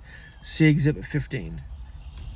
I kid you not. There's a photo of her licking a girl's breast while smacking her butt in the parking lot. Like, this is, and she says she's not like this, but the photo shows that she is. Okay, exhibit number 15 is one of the bouncers on the stage in a very sexual pose with his hands on 2 nude women and their hands on him. This photo is in fact taken by the DJ and posted on the Magic Lantern's Facebook page. Yes, they posted a photo of a bouncer sitting on the stage with a dancer behind him groping him up and him groping up the girl in front of him while naked, which, technically speaking, is illegal to have happen on the stage in a strip club. Exhibit number 16 is one of the bouncers topless dancing on the backstage. Like, you can't make up photos. Element number 6. There was no justification or excuse for the touching. Miss Blank claimed touching did not take place, and the only touching that ever took place between Blank and Mr. Donnelly was between 2 close friends being with each other, how they felt comfortable. The only thing that changed was that Miss Blank's shifts were being taken and she needed a reason to file suit. Mr. Donnelly is respectfully requesting that this case be dismissed because, given the above reasoning, it is highly improper that what Miss Blank is claiming is true. Issue number 4. The physical action that Blank claims occurred on the night of August 24th, 2016 is something that Mr. Donnelly is not physically capable of doing, both because he suffers from a torn ACL, as well as the physical activity is not even possible if someone was in perfect health. As a result of what Blank is claiming is not feasibly physically possible. Argument number 4. What is not widely known is that when Mr. Donnelly was in high school, Mr. Donnelly suffered a major and permanent injury playing high school football when he was 15 years old. Mr. Donnelly had been a defensive tackle lineman and was speared in his left knee, resulting in Mr. Donnelly's knee bending along his body, wherein his cleat footwear was resting against the side of his head, resulting in the complete tearing of his MCL, medial collar ligament, and ACL, whatever. The damage was so severe that the doctors wanted to operate on Mr. Donnelly's knee. Mr. Donnelly refused the operation. It is unknown if the MCL is still damaged or has healed on its own, but it is a fact that Mr. Donnelly's ACL is still damaged. Whatever it is, states a torn ACL would not heal without surgery, but non-surgical treatments may be effective for patients who are elderly or have very low activity levels, quote. Medicine.com, quote, without a normal ACL, the knee becomes unstable and can buckle, especially when the leg is planted and attempts are made to stop or turn quickly, quote. Health.harvard.edu lists how ACL injuries are graded 1 through 3. Mr. Donnelly's is a grade 3. Grade 3 is actually the worst. Grade 3 is severe injury in which the ACL is completely torn throughout and the knee feels very unstable. Quote, on the day of the alleged incident, Mr. Donnelly had been living with this disability for over 15 years. This injury only gets worse over the years, and as a result, Mr. Donnelly knows full well that if he would have even attempted the claim of the motion, Mr. Donnelly would have been not only in pain, but also on the floor. Mr. Donnelly's knee is so unstable that he uses handrails when going downstairs, as in the past, his knee has gone out causing him to fall downstairs and spraining his ankle in the past. Mr. Donnelly's knee even slips out on his occasionally when he's just walking normally. It's not fun having a knee that is wonky. If any of you guys have a bad ACL, a torn ACL like that, you understand what I'm talking about. It's not pleasant at all. But then again, you learn how to catch it while you're walking. It gives you a nice little swagger. Miss Blank claims in her voluntary statement to the Monson Police Department, quote, at this point, Jeff was standing between the wall and the register, which is the exit area of the bar. The area is very compact and small. While I was walking to the dressing room, I passed by Jeff, who was still standing in the exit area of the bar. Jeff got behind me. I immediately felt a great force on my rear end, He had jammed his hand up under my dress, bypassing my thong underwear, penetrating my rectum with one of his fingers. I definitely felt Jeff's finger, I am not sure which one, penetrated my rectum. He did this with such great force, palming my tailbone with his hand. He lifted me an inch or two off the floor. It was very quick and painful. Jeff pivoted to his right side and was in my sight now. I saw his hand still in a position that he had grabbed me. Yes, quote, end quote. Miss O'Keefe claims to have been wearing a black tight dress skirt that went down to her knees on the night in question. It is widely known that when someone is wearing a tight dress skirt that goes down to the person's knee, that the said person would have a particularly lower, blah, blah, blah, blah, blah. It is widely known that when someone is wearing a tight dress skirt that goes down to the person's knee, that the said person would have a particular lower body walking pattern style gait. This natural walking pattern would be that the person's legs would be very close and actually touching each other, and besides the fact that the legs would have already been touching each other, as soon as someone would feel a hand going anywhere near the legs and buttocks, that the buttocks would have naturally squeezed tightly together, thus rendering access to Miss Blank's butt or corset area, as she claims, inaccessible. To do as Miss Blank claims, going up and under her knee-length, skin-tight fitting skirt dress, even with taking into account that her legs would be touching in this way, but even if you take away her legs being in the area, what Blank is claiming would mean that Mr. Donnelly would have to basically been walking on his knees and still be crouching over something that would have been very noticeable to everyone around, but also not realistic as a result of Mr. Donnelly's ACL injury. In order to be able to go up and under her skirt in the angle that Blank is claiming, also to note Mr. Donnelly is a 6'1" male, and Blank is noticeably shorter. Also, Mr. Donnelly had gone up and under her knee-high skirt, tight-fitting skirt, and entered her anal cavity and lifted her up 2 inches into the air. It is not possible for someone to pivot, especially Mr. Donnelly with his ACL injury, to Blank's right and still have their hand and body in the same position of the alleged assault as it being claimed by Blank. In fact, Mr. Donnelly claims that this is impossible for a standing or even crouching person, especially if the person is of Mr. Donnelly's height, 6'1", to be able to go up and under Blank's skin-tight knee-length skirt. And if they would have tried this with Blank in the walking position, not only would they not have been able to enter her anal cavity, because her skin would have been in the way and covering it, but the alleged action would have pushed her forward and caused her to go face first into the floor. If this is not believed, all you have to do is try it. Try what she's alleging, and you will clearly state that it is not physically possible. I know this because I've actually tried this to see if it's actually physically possible. It's not. All right, Mr. Donnelly is respectfully requesting that this case be dismissed because, given the above reasoning, it is highly improbable that what Miss Blank is claiming is true. Issue number 5. It is clear that the alleged victim in this case, Blank, made up a lie in retaliation against the Magic Lantern in response to losing 2 of her 3 weekly bartending shifts. In order to be able to get the shifts back or to have grounds to file a lawsuit against the Magic Lantern. As Blank claimed in her Massachusetts Commission Against Discrimination complaint that the Magic Lantern had retaliated against her for filing a complaint against Mr. Donnelly, even though she had been removed from these shifts prior.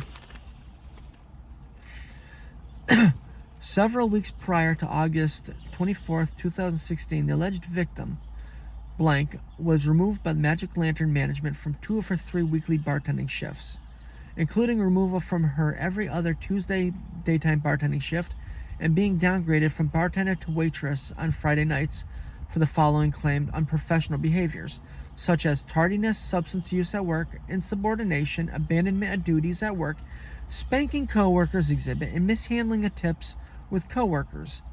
Cash register often being short, performance slipping, resulting in Blanks being left with only 1 daytime bartending shift per week, being a Wednesday. See exhibits. Number 1. Mark Pesolano, owner of the Magic Lantern, states that, quote, after Miss Blank was taken off the bar on Friday nights, this was prior to August 24th, 2016, quote, much to her dismay, she was put on the floor as a waitress, and her displeasure has been very noticeable and behavior has been quite erratic. Exhibit number 2.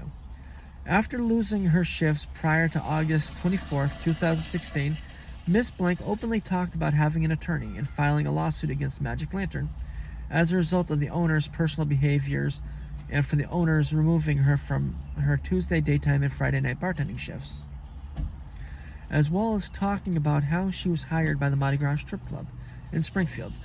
Miss O'Keefe ended up not getting hired by the Mardi Gras Strip Club and was not happy about that as well. Miss Blank was a divorced mother of 2 with a noticeable drug and alcohol problem. Mr. Donnelly had tried to help her with her issues, but she did not want to be helped. Mr. Donnelly had helped many people with these issues.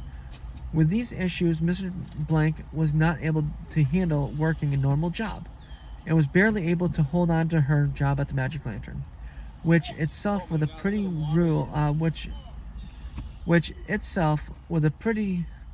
ruleless work environment that was full of alcohol and rampant drug use. See exhibits.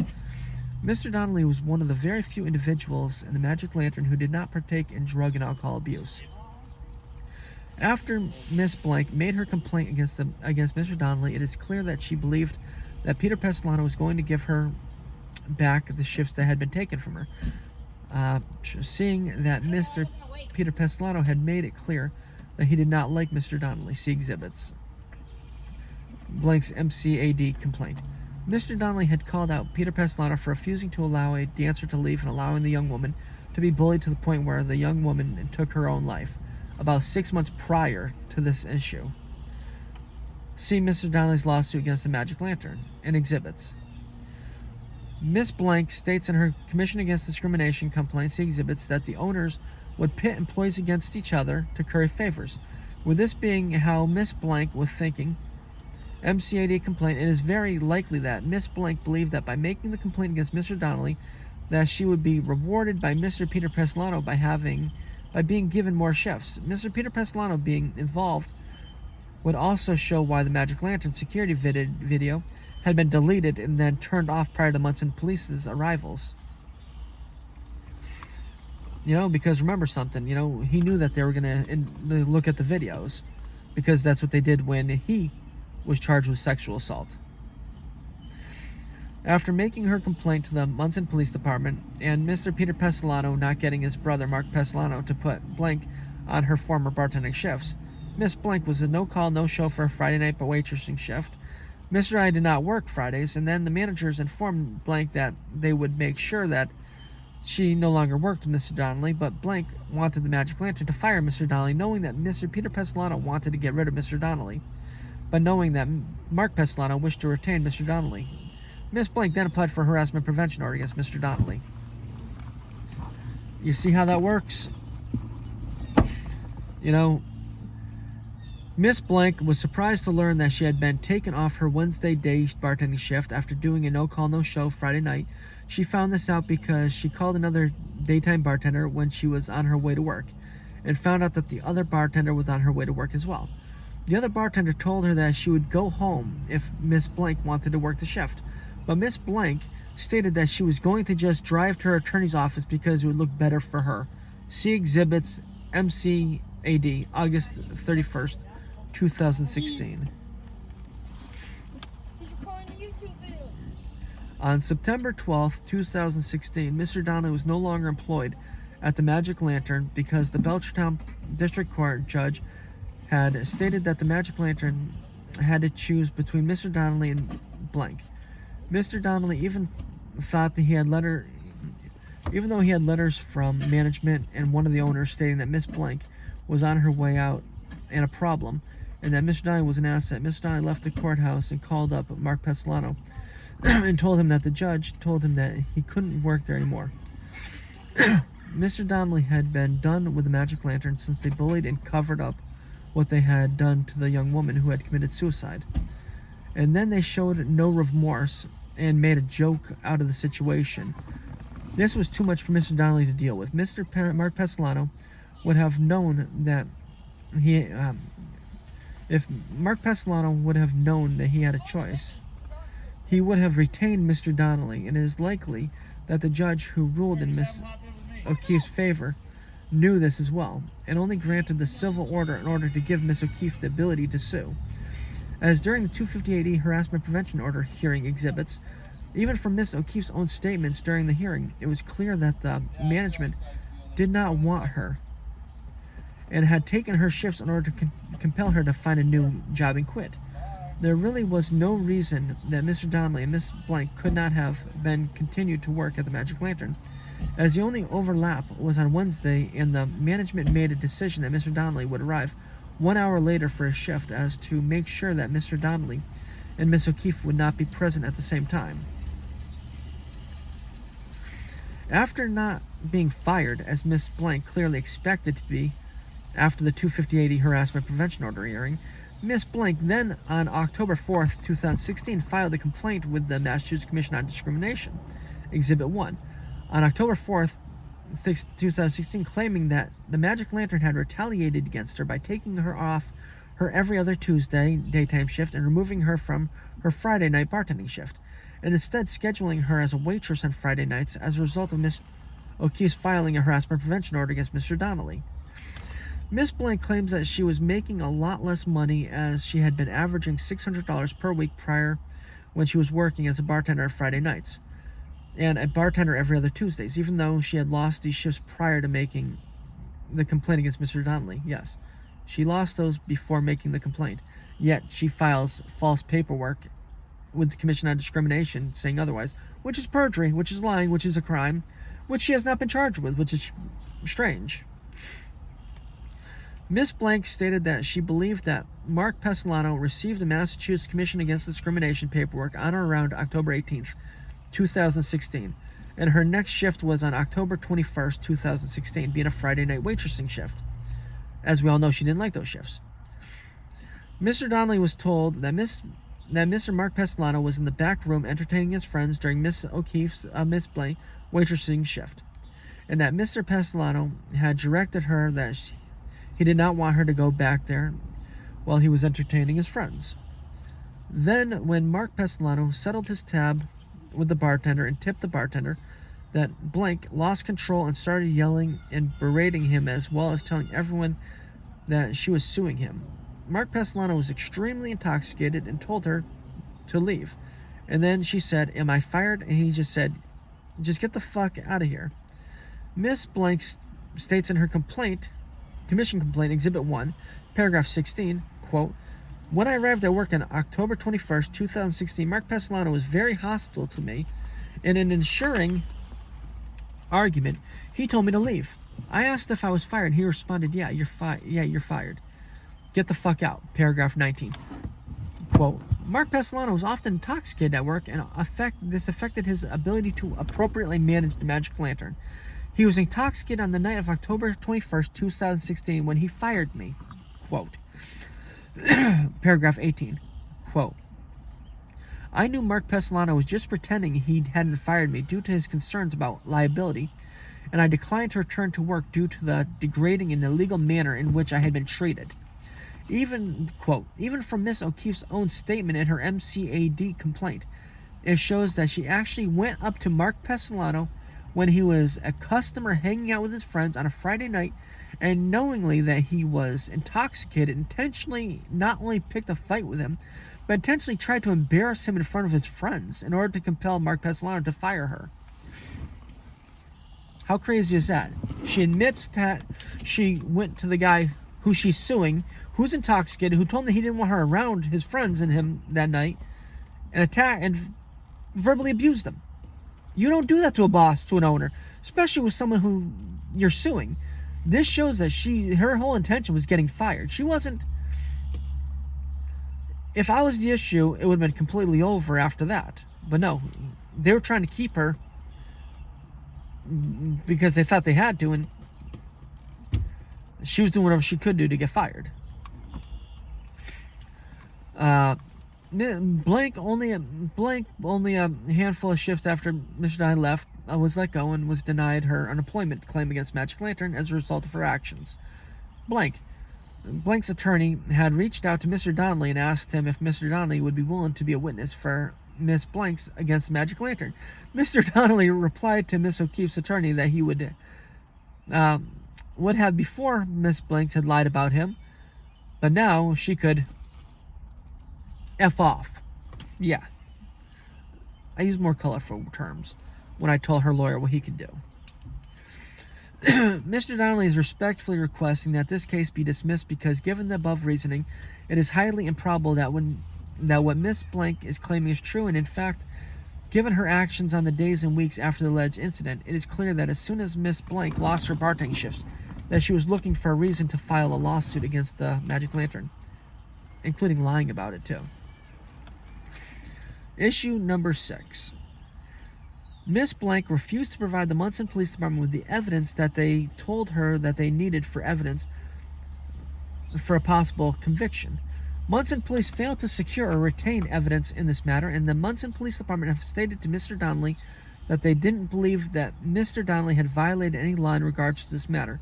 Monson Police stated that they only filed this complaint because Hampden County ADA, Assistant District Attorney, Parsons requested them to file.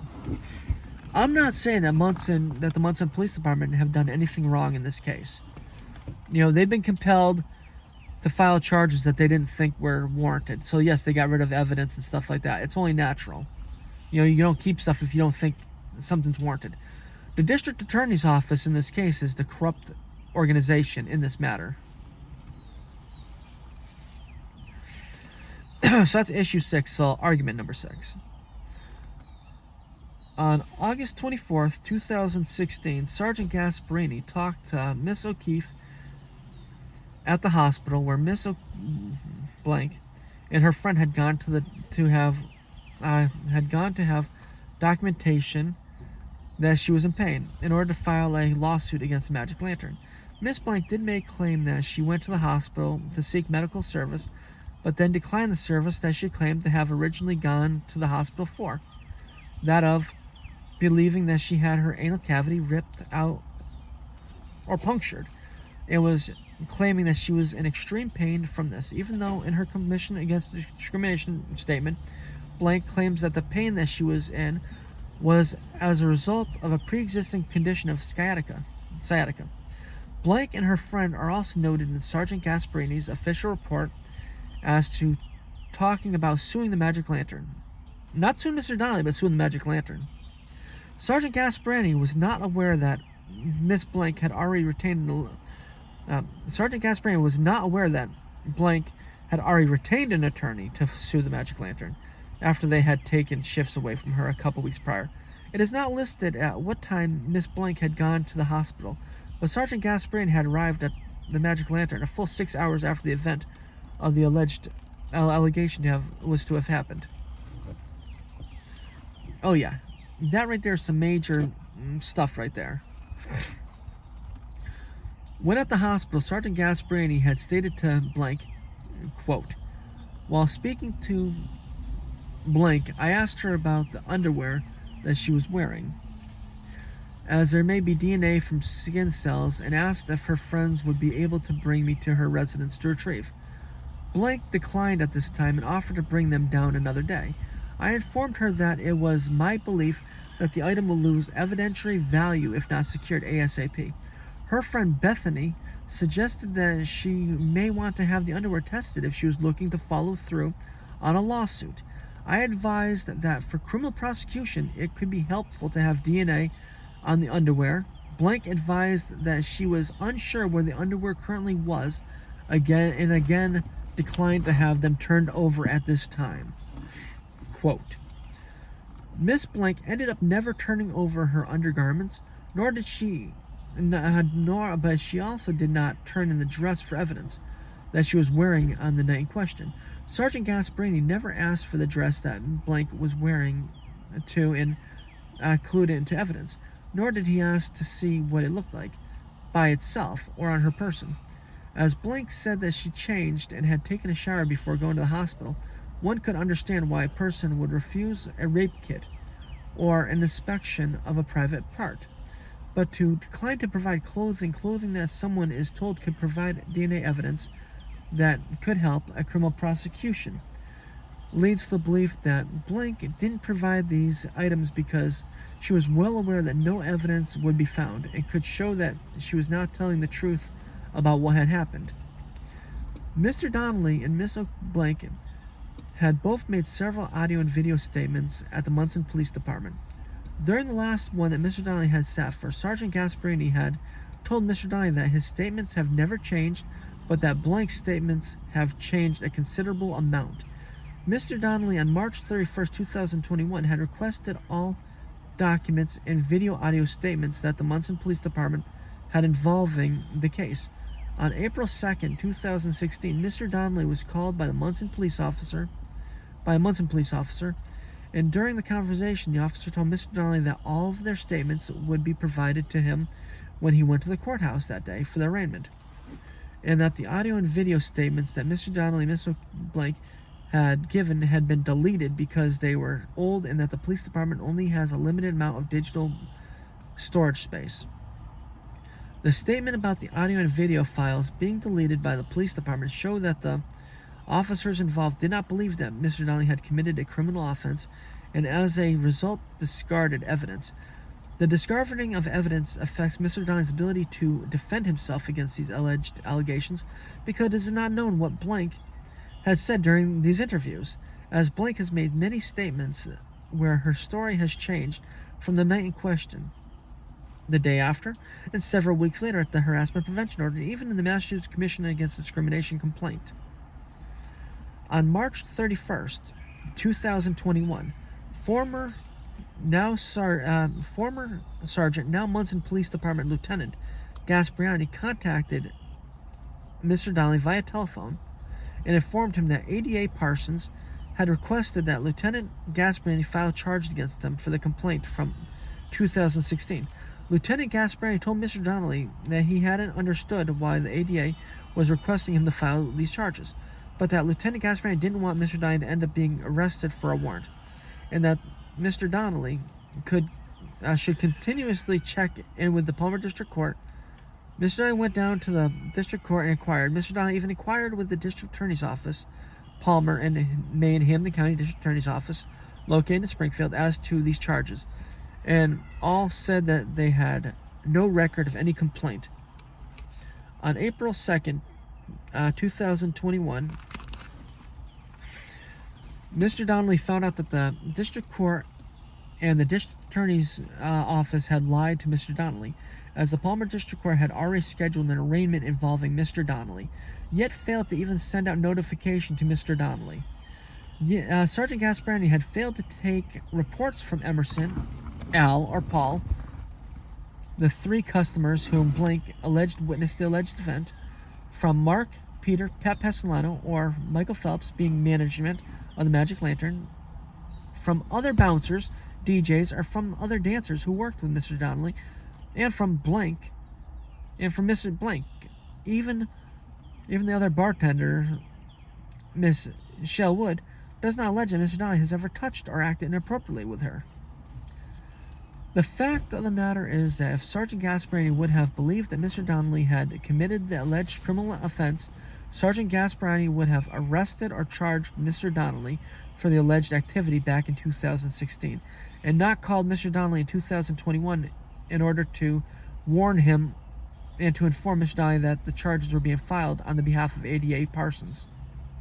In fact, when Sergeant Gasparini filed his report with the District Attorney's Office, as he had told Mr. Donnelly is standard practice, with a complaint of this nature, that Sergeant Gasparini filed it and checked off for review, and did not check off urgent, please comment, or please reply boxes. Exhibit 17. Mr. Donnelly is respectfully requesting that this case be dismissed because, given the above reasoning, it is highly improbable that what Miss Blank is claiming is true, and the evidence in this case was either not collected, not provided by Miss Blank, or destroyed, and that is clear that the Monson Police Department officers believed that no criminal offense had occurred.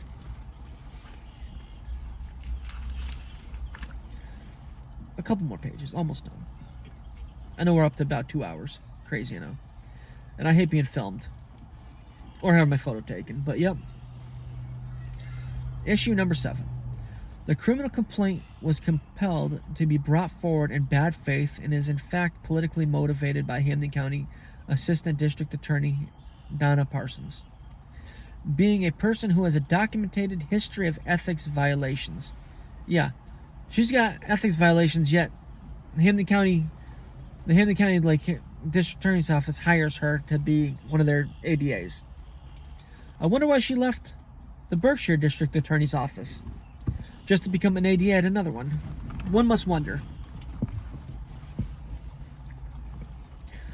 Well, then again, it was after she gave a guy a slap in the face, slap on the wrist for assaulting a black Republican candidate. But hey, who knows? So, argument number 7. God.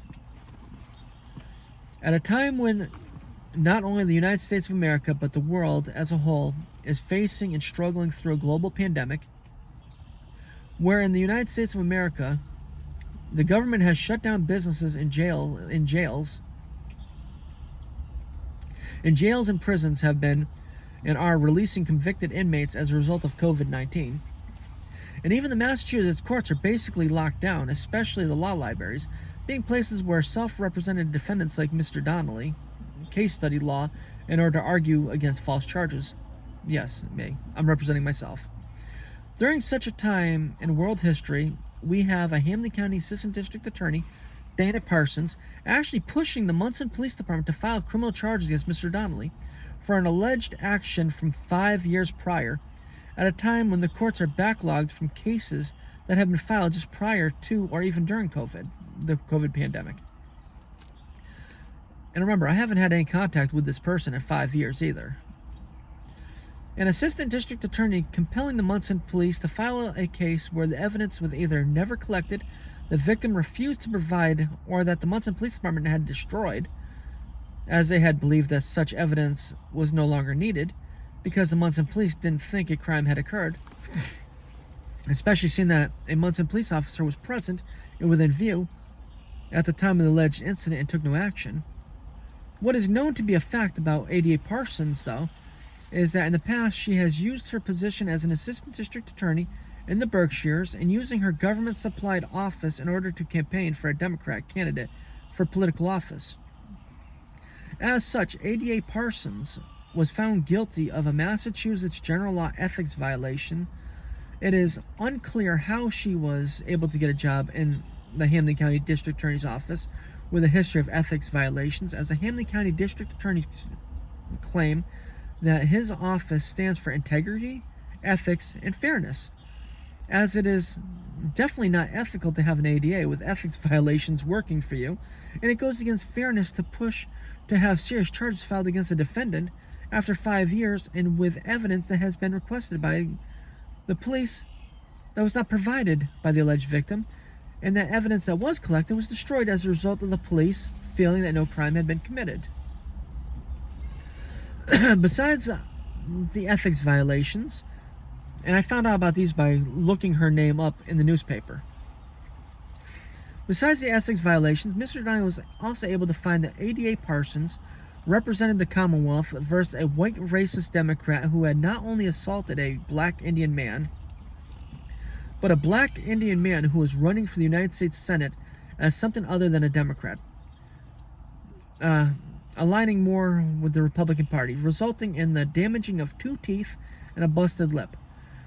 2 chipped teeth and a busted lip. The Democrat was a white male who did not approve of the black Indian man, calling him a racist, and as a result, assaulted the United States Senate candidate. The ADA, instead of filing hate crime charges against the white racist Democrat, Assistant District Attorney Parsons let the racist off lightly with probation, a small fine, and some anger management classes. How crazy is that? She allowed a guy to commit a hate crime and give him a slap on the wrist because he committed a hate crime against a Republican. That's screwed up majorly. Being located in the Hamden County District Attorney's Office, located in Springfield, Massachusetts, it is very unlikely that Assistant District Attorney Parsons does not know who Mr. Donnelly is. Not only has Mr. Donnelly run for political office in Western Massachusetts, but more importantly in Springfield, Massachusetts. In the recent past, Mr. Donnelly is also the author of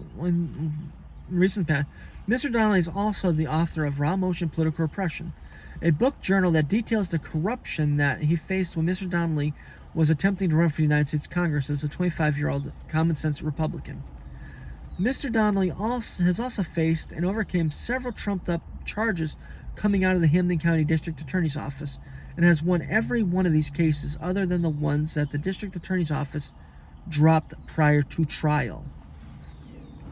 Yes, I have beat them in a jury trial. In fact, every person that they put up on the stand admitted to committing felonies against me, yet none of them had actually faced any charges as a result of that. Hell, if that ADA would have been on the stand, she would have been admitting criminal offenses too. Even from viewing the court activity record information, it is easy to see that Mr. Donnelly's Corey record would have just recently been cleared of his past charges, thus allowing Mr. Donnelly to apply for employment in his given career field and to allow him to make use of his degrees, education, and work experience as it has been over 7 years since he had any charges filed against him. The ADA Parsons compelling the Monson Police Department to file this charge against Mr. Donnelly has in fact tarnished his Corey record once again, for a charge that, if valid and legitimate, would have been filed 5 years ago, and not both during a global pandemic when Mr. Donnelly's Corey was finally cleared. Even though Mr. Donnelly had never been found guilty of any criminal activity, the charges just by existing on his Corey has caused Mr. Donnelly to lose out on employment opportunities. Actually been denied employment opportunities because of the BS. See, before running for Congress, my career, my education, career, boom, took out papers. Within 1 to 2 months, boom, in a strip club. How sad is that? The Hamden County District Attorney's Office is also aware that Mr. Donnelly, when he was attempting to run for mayor of Springfield 2 years ago, that Mr. Donnelly was using the fact that he was found suitable for a firearm license but not a hawker peddler's permit, needed to sell the book he wrote, As an example of corruption in the city, it says a lot about ADA Parsons waiting 5 years and waiting exactly a month prior to when Mr. Donnelly has to renew his firearm license to pushing these baseless charges.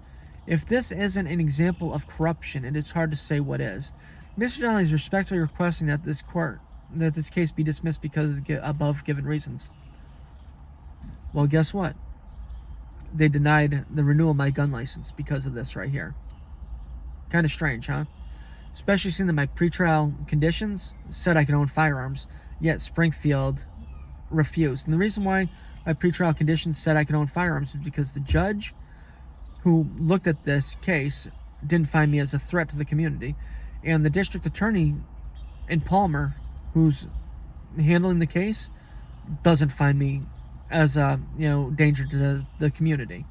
It's not ADA Parsons. If ADA Parsons was in charge of this, she would have demanded that my firearms be taken because she's a corrupt individual, and that was the purpose of this baseless charge.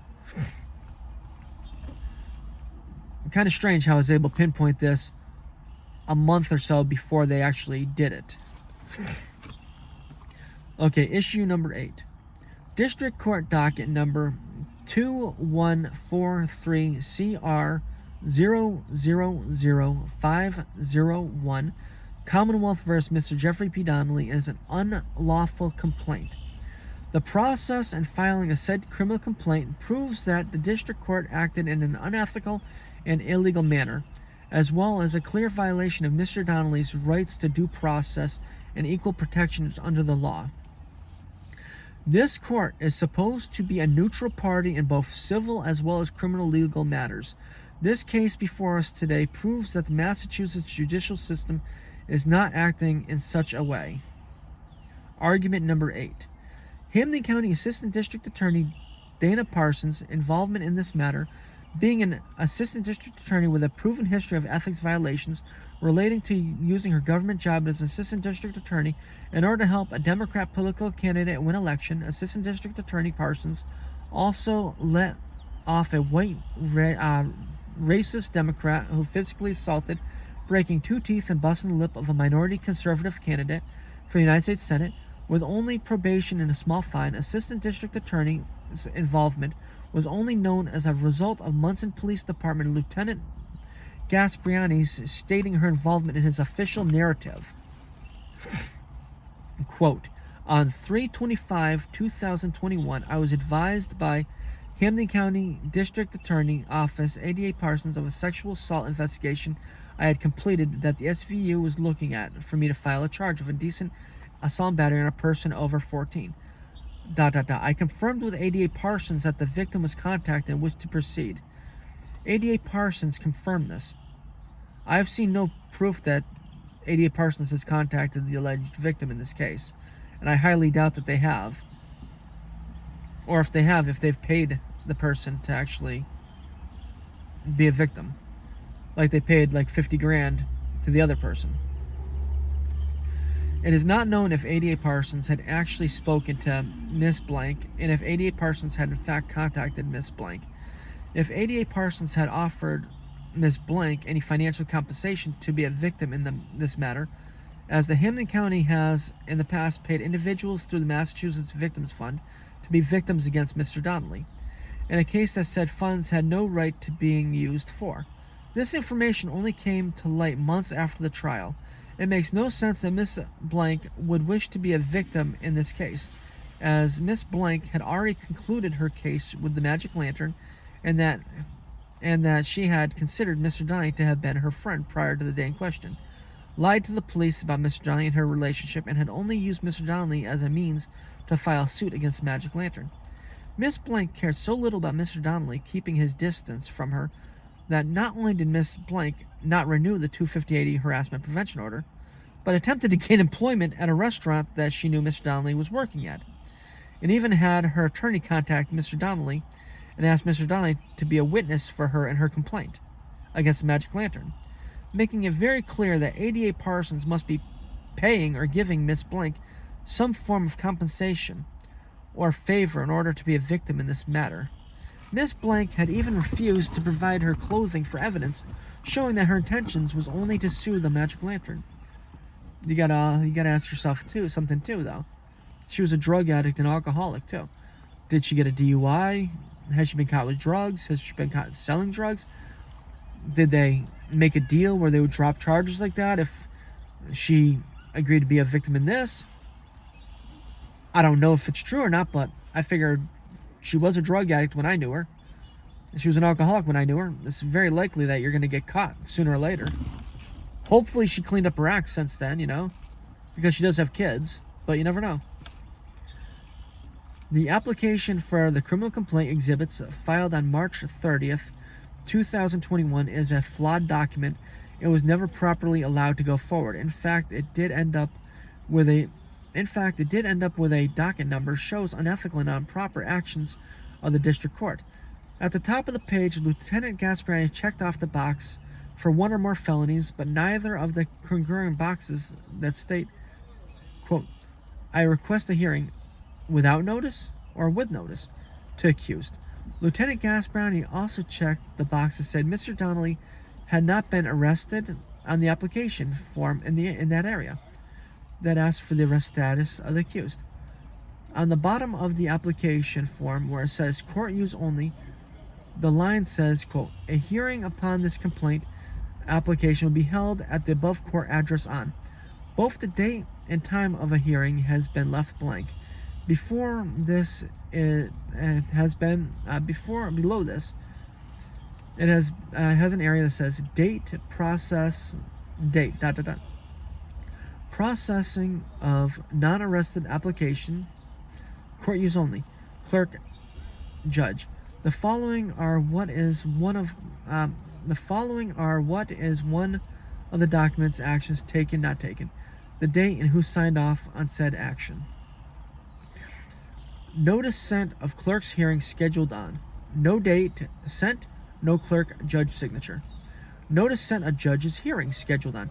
No date sent, no clerk, judge signature. Hearing continued to. No date sent, no clerk, judge signature.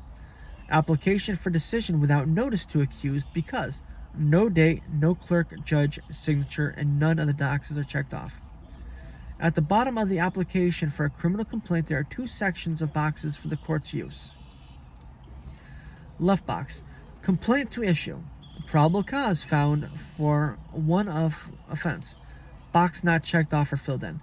Below are boxes for warrant or box for summons to issue. These are also left blank.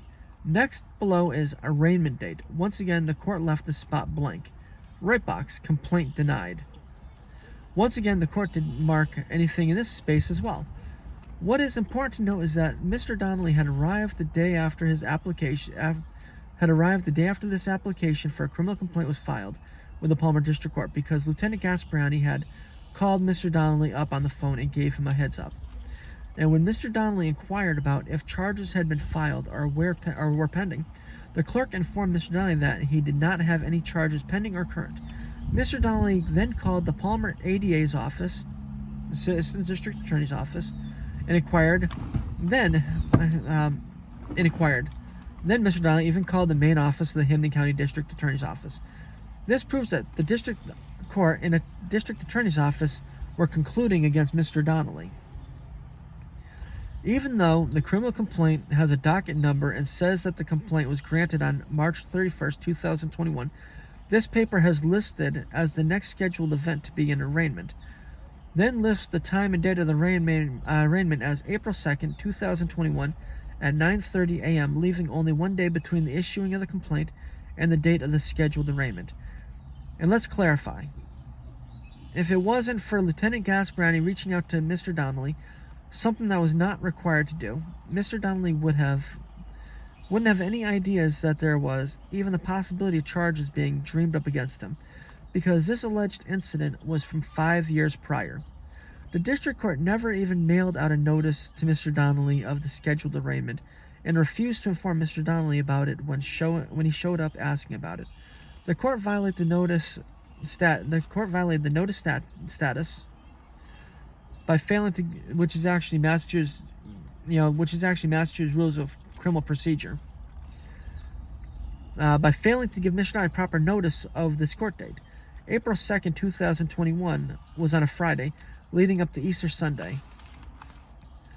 If the Monson court officer had not contacted Mr. Donnelly around 10 a.m. on Friday morning, after Mr. Donnelly failed to show up for his arraignment, an arraignment that Mr. Donnelly had not been made aware of by the court, then Mr. Donnelly would have had a warrant issued for his arrest and would have spent the weekend, including Easter, in jail. This is not the first time that the courts in Hamden County District Attorney's Office has played fast and loose with the law and violated Mr. Donnelly's civil rights.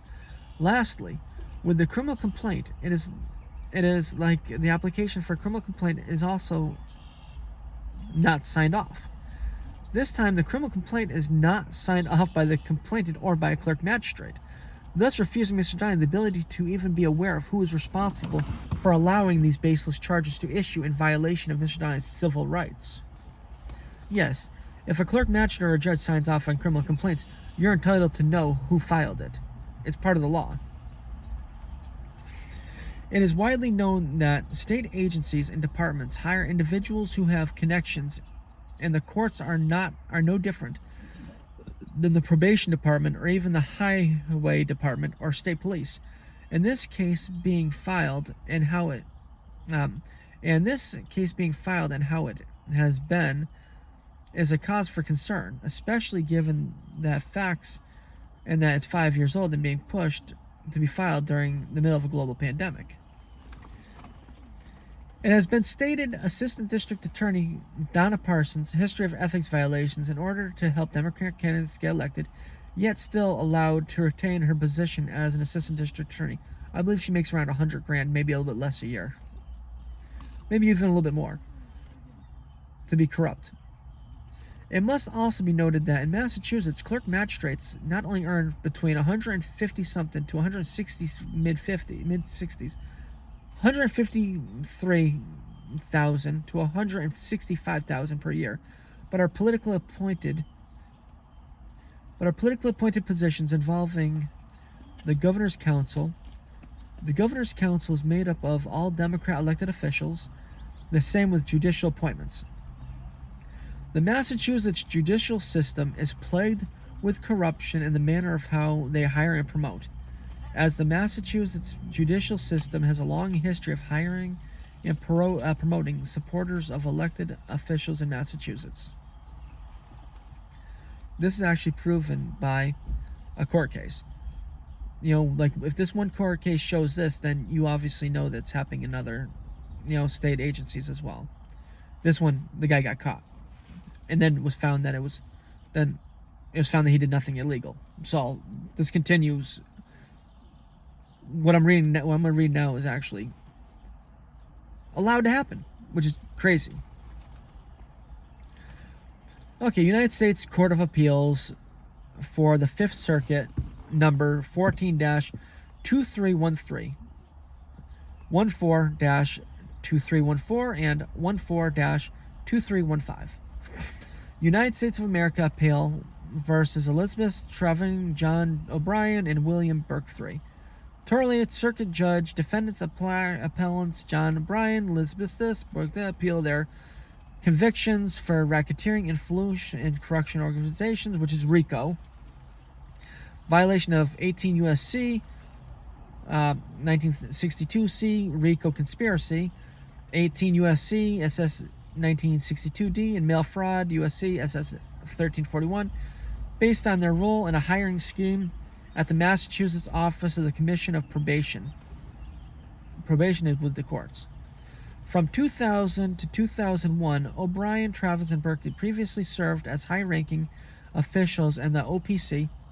There they catered to hiring requests from members of the state legislature with the hope of obtaining favorable legislation for the Department of Probation and the OPEC. Although the actions of the defendants may well be judged distasteful and even contrary to Massachusetts personnel laws, the function of this court is limited to determining whether they violated the federal criminal statutes charged.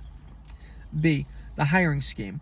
The defendants abused the hiring process to ensure that favorable candidates were promoted or appointed in exchange for favorable budget treatments from the state legislature, meaning state reps and state state reps and state senators were all basically Democrats, except for maybe 2 or 3.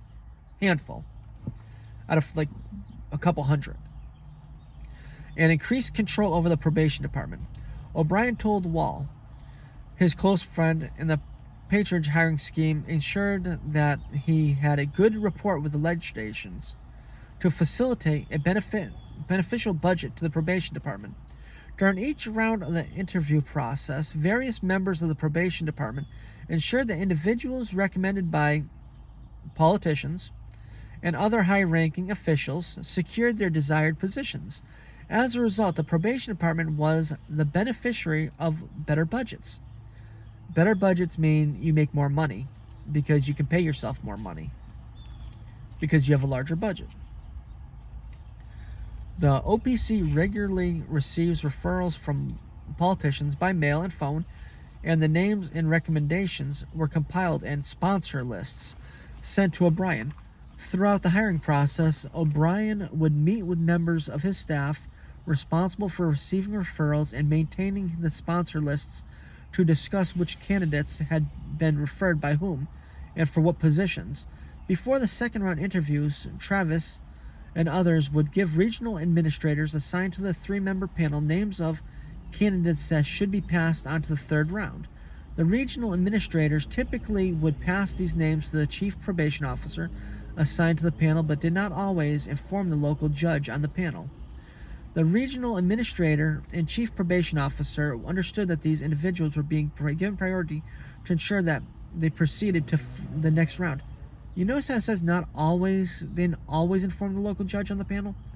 That shows that the local judge on the panel, on a lot of times, was informed and was part of this corruption. Otherwise, you would say that the local judge was never involved. This shows that the judges were involved too. At least some of the judges. One regional administrator testified that he inflated their ratings, and a chief probation officer explained that the list influenced his rankings of the individuals. Some of the regional administrators and chief probation officers involved in the hiring process took issue with these practices. Ellen Staley, who served as a regional administrator, understood that these individuals had sponsors that were politically influential, and when she explained to Travis that some of the best applicants were being passed over, Travis replied that sometimes the political thing had to be done. Sometimes the political thing had to be done. Kind of strange, huh? Kind of like this whole lawsuit right here. Sometimes the political thing has to be done, even though they don't want to do it. Edward Driscoll, who was a chief probation officer and then a regional administrator during the relevant time period, testified that he began using pens rather than pencils when he scored interviewees, as he suspected that his scores were being changed to ensure preferred candidates to the next round. Driscoll recalled a conversation with Burke in 2006. Driscoll expressed concern that a candidate whose husband was a local sheriff had been fast-tracked, to which Burke replied, everything's going to be fine. And I wrote the book on this stuff. The local sheriff's wife was hired due to this. The local sheriff. Corruption, I think so. Especially fast-tracking, giving extra points and stuff. Oh, yeah. When members of the second round panel failed to pass along the selected names, they at times faced retaliation from O'Brien and his staff. Slantley recalled an incident in January 2001 where O'Brien called her into his office and appeared upset with her after she did not include a particular individual on the list for a third-round interview. When she explained her reason for not advancing the individual, O'Brien replied, "Oh, come on, Ellen. Everybody has a sponsor." In 2005, after Slaney declined to advance a recommended candidate, she was assigned to work on an overdue audits. Clerical work that Slaney perceived as retaliation for not participating in the hiring process. You see what this shows? This shows that if you don't do what you're told to do, they demote you. They give you shit work to do if you don't do what they tell you to do. in a way that I was told that I should. Although the manual did not provide for third-round interviews, O'Brien implemented the final round to ensure that the candidates that he selected would be presented to him as the candidate for the position. During the third round, the same 4 or 5 questions, all which Travis prepared, were posed to each candidate. Prior to the interviews, all would receive a list of names and how they should be ranked from O'Brien. Travis or Edward Ryan, I believe Edward Ryan, I believe he's related to a former mayor in Springfield. So he's very politically tied in. Actually, I believe that his father was probably the mayor of Springfield when this was going on. A politician liaison for the OPC, Mr. O'Brien, received these names from politicians, judges, and attorneys who would call or mail O'Brien referrals. All testified that it was my responsibility to make sure that those candidates were ranked in the order given to me, to ensure the candidates were ranked accordingly to Bryan's instructions. The interview panel would change scores, would embellish pretty much anything that was necessary to ensure that they were the number one candidate. Prior to interviews in Western Massachusetts, oh yeah, this is Western Massachusetts too, all would meet with Burke to advise him who the commissioner advised would be the candidate and what number rank they would be given. Once the preferred candidate was chosen, OPC staff would send the applicant package and certification to Judge Mulligan. O'Brien was responsible for signing off on the certification, and he often certified that the best qualified candidate had been chosen.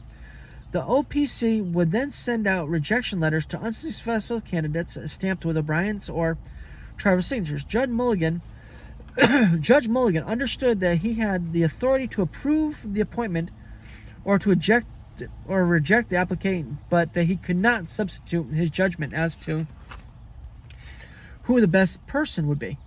Well, I'm sorry to tell you this, but Judge, if you have the ability to appoint or reject an applicant, okay, you just don't have the ability to substitute one. So if you don't think it's the best candidate, you reject them. You reject the person. Is this your way of saying that you're not responsible? It's like, come on, man. Who the best person would be. Judge Mulligan also understood that the appointment should be consistent with the manual, and that the certification indicated that the appointment was consistent with a merit-based hiring system. Judge Mulligan and O'Brien had a contentious relationship, which Judge Mulligan described as oppositional almost from the time I took office. See, he came into this thinking that he was going to have more control, and then O'Brien, just completely overstepped him. Sometime in 2006, Judge Mulligan grew suspicious of O'Brien's appointments and asked his Human Resource Department to red flag any cases that they thought were unusual. In particular, he grew concerned that the scores of the final interview panel were taking preceding over the scores of the second round local panel, and informed O'Brien that he did not believe that his selection process would lead to the most qualified candidate, since it seemed designed to ignore the assessment of the local panel and gave short shrift to important background characteristics of the candidate. After Judge Mulligan spoke to a deputy commissioner about one of O'Brien's appointments, the Senate chair of the Ways and Means Committee, Senator Steve C. Pengen, whatever the heck it is, told Judge Mulligan that he had only limited authority to review O'Brien's appointments. After this conversation, Judge Mulligan backed off somewhat in his review of Mr. O'Brien's choice for positions. You see what that says? It shows that the Senate chair of the Ways and Means Committee, which is in charge of budgets and in charge of money, put pressure on this judge to back off. I faced a lot of corruption with a lot of judges involved. This shows that the senators are actually put pressure on the judges to do what the judges want to do, what they want the judges to do, which shows that there's no separation between those powers. Because remember, Ways and Means Committee, is in charge of budgets. That's a very important, committee, especially be a chairman of. Okay, but then listen to this. This is why this came to light. This case would never came to light if it wasn't for the Boston Globe spotlighting it. Because see, they would have just continued to go this way forever in this department, which they're probably still doing it now, because the federal court ruled that they didn't do anything illegal. But if you look, in 2010, the Boston Globe Spotlight team released an in-depth report highlighting the hiring practice in the probation department. After 12 years in charge, Jack O'Brien has transformed the probation department from a national pioneer of better ways to rehabilitate criminals into an organization that functions more like a private employment agency for the well-connected. Scott Allen, agency where patronage is job number one. Boston Globe, May 23rd, 2010. The day after the article was released, Judge Mulligan suspended O'Brien. Really? So he suspends him after this article. Do you know why he suspended him after the article? Because it came to light. He was no longer able to cover it. Judge Mulligan was no longer able to cover O'Brien and cover the state senator who put pressure on him. And if you look at if Judge Mulligan had the authority to suspend O'Brien, that meant that Judge Mulligan was actually above O'Brien. Yeah, O'Brien was telling the judge what to do because the politicians were involved. And the politicians were involved by getting a payoff by having their supporters and their family members get these jobs, which are very high-paying jobs with great pensions and great retirements and everything else and great hours. I wish I could get one. Footnotes. The Massachusetts Supreme Judicial Court subsequently appointed an independent counsel to investigate the OPC's hiring practices, and the independent counsel concluded hiring and promotion processes have been fraudulently and orchestrated from beginning to in favor of connected candidates. The fraud begins at the very top with Commissioner O'Brien, and it extends throughout most of the hierarchy of the department, who participates in interviewing candidates for hiring and promotion. Remember, all you have to do is get the people in charge, and everyone else follows through because everyone owes their job to someone else. Paul F. Ware, Jr. report of the independent counsel in matter of the probation department of the trial court.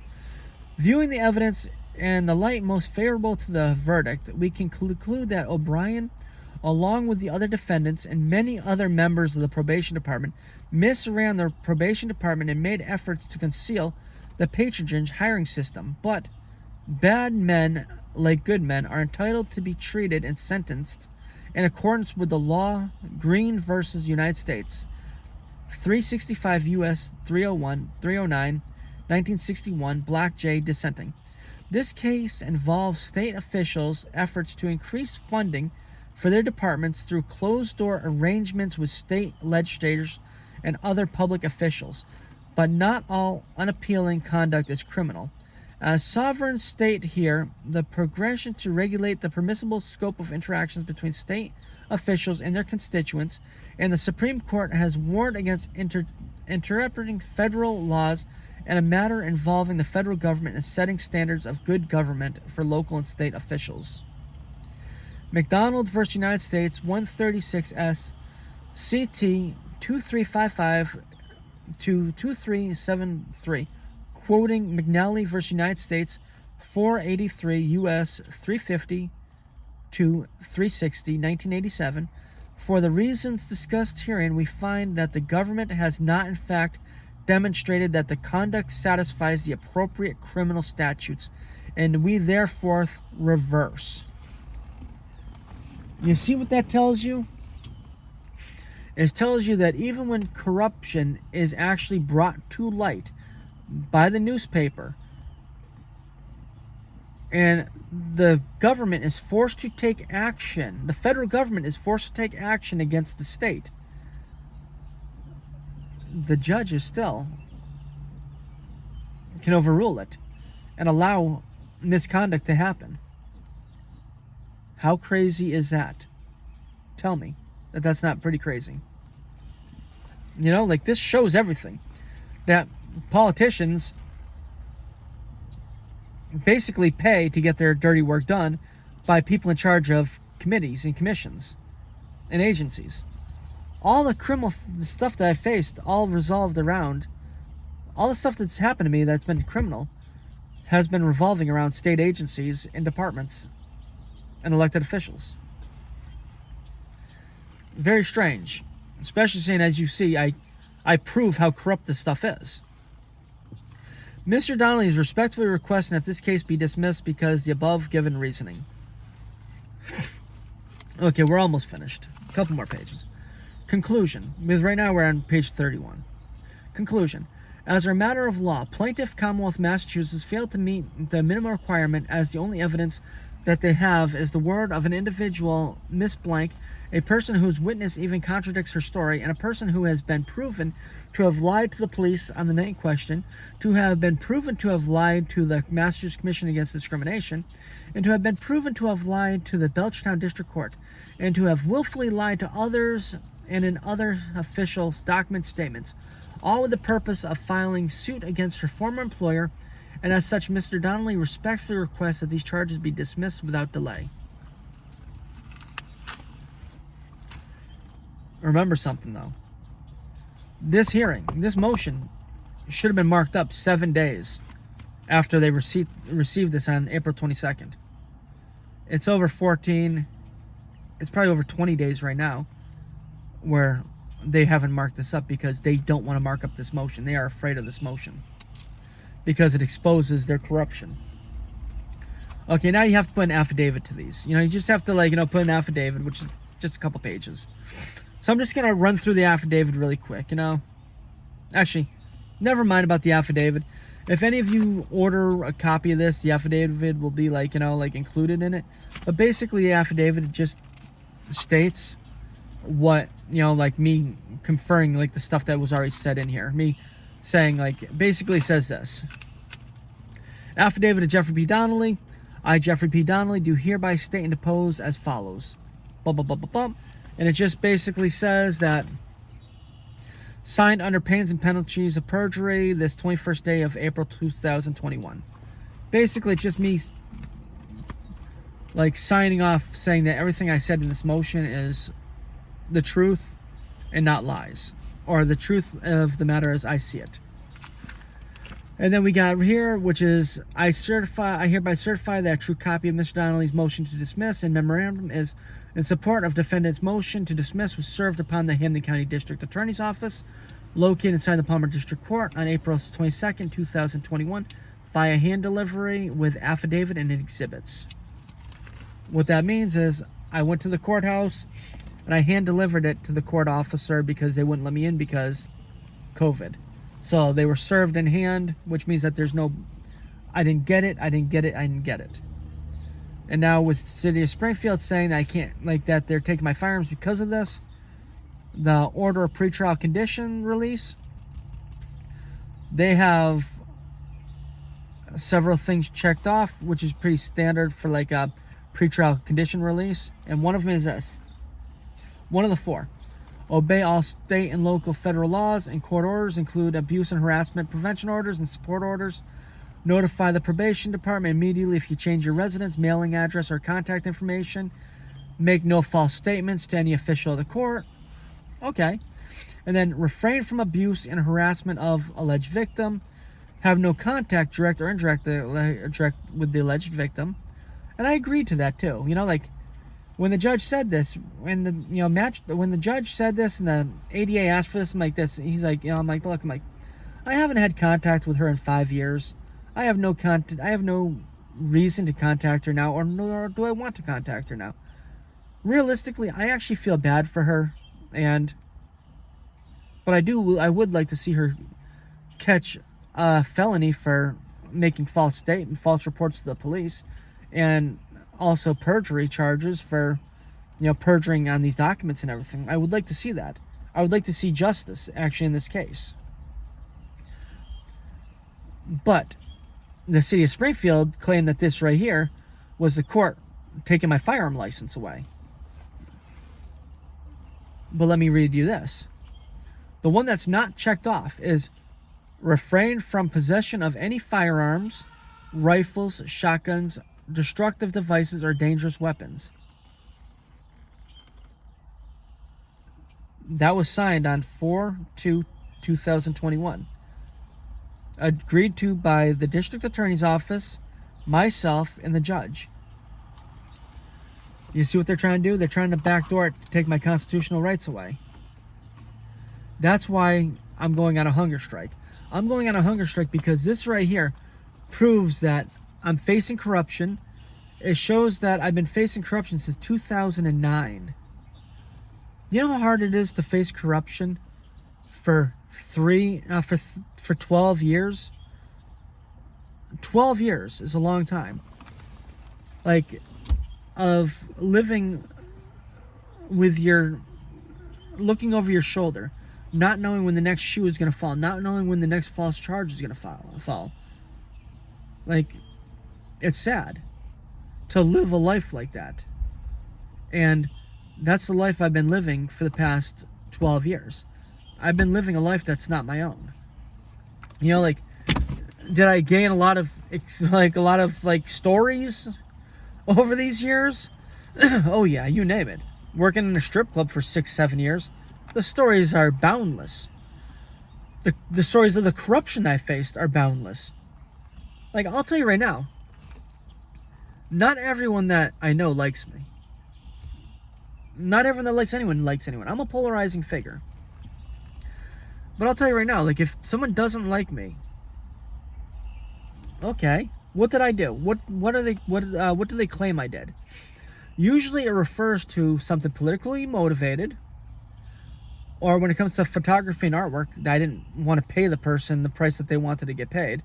Yes. Like, if someone reaches out, I've had models reach out to me and want to set up a shoot, and then they'll tell me like that's like $100, that their rate is $100 an hour. And these are people I was willing to do a photo shoot for free, you know, because I base them for paintings and stuff like that. Like, I don't mind at times. So I'm sitting there offering to work for this girl for free, and then all of a sudden, you know, like, they throw a rate at me, and I'm like, okay, well, hey, like, thank you, but no thank you. You know, I'm not interested. I'm not an asshole about it because, hey, if you got rates, you got rates. You know, like, make your money while you can, you know? Make your money. But then again, I've also had a few people who I've worked with who, I hate to say it, but usually strippers, who I've done a photo shoot with. They've loved the photos. I mean, they've loved them. Used them for their Facebook pages, their social media, you name it, you know, like, love the photos. And what I did is I did a trade shoot. You know, it's like, okay, well, you can use them for your social media. You can use them for this, you know. Portfolio. You want to start modeling? Use them for your portfolio, you know. And then I can use them for what I want to use them for. So we both, you know, make out. They just can't sell them, you know. Who knows if they do, because, like, really, like, they're really going to, like, you know, like I'm really going to stop them from, like, you know, like, I can really stop them. You know, you can't. It's not like a big business. But if you look at it, though, one in particular, beautiful girl, nice girl. She goes to work after doing a photo shoot, right? After do 2 photo shoots together, she loves the work, you know. She wanted me to help her become a suicide girl, right? I was willing to do that. I was willing to, like, you know, I was willing to do, like, edit 20 photos for her to send in there for them to only use, and I had to have no access to, no rights to them, right? But I was willing to help her out like this, right? But what happens? Some guy at the strip club she works at starts telling her, oh, you should have gotten paid money. You should have been paid money. Like, you shouldn't have done that for free. And next thing you know, she's like, you took advantage of me by taking these photos and not paying me. It's like, you're not a model. You weren't trying to be a model. I helped you make a portfolio, you know? I put in, like, you know, like, probably about, like, you know, a good 20, 30 hours building her a portfolio for her to actually do something with. And then also, like, there's the jealousy factor. Like, I'm no Casanova. I'm no, like, like Don Juan or whatever. But, like, at times people are interested, and, like, when you show no interest, sometimes they get mad. Or if someone's interested in you and you're seeing someone else, they might get mad and, like, talk shit, and stuff like that, and, like, I don't know, stuff happens like that. And, like in a strip club even, like, if you've got girls that don't want to pay, but they have to pay the cover charge, the fee to use rooms, and you're the bad guy because a girl went in there and did 5 songs and then comes out of there and wants to give you $5 instead of $5 per song, which is $20. Or they go in there for 4 songs and they want to pay $10, but you're like, hey, look, like, I have to get the full 20 from you. I don't know, like, for the most part, like, people non-politically, like, motivated that don't like me for, like, reasons like that, or, like, I'm not a perfect person, but I do my best to help whoever I can help and be the best person I can be. Like, honestly, that's why I run for political office. I don't run because, like, I want to be a control freak. I want to be in power and this and that and everything else. Because realistically, look, I've lived in Massachusetts my whole life.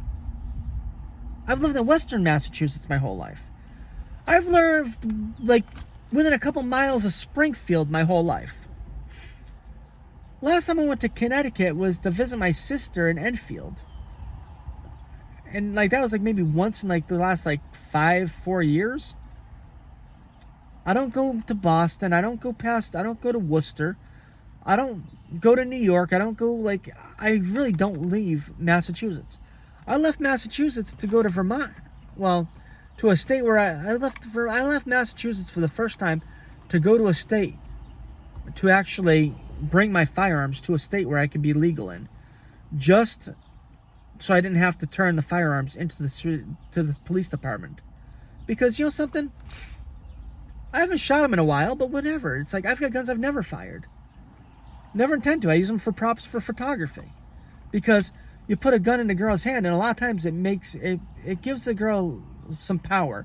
It makes them, like, it really pumps out their chest. It empowers them. Like, I'm a collector, plain and simple.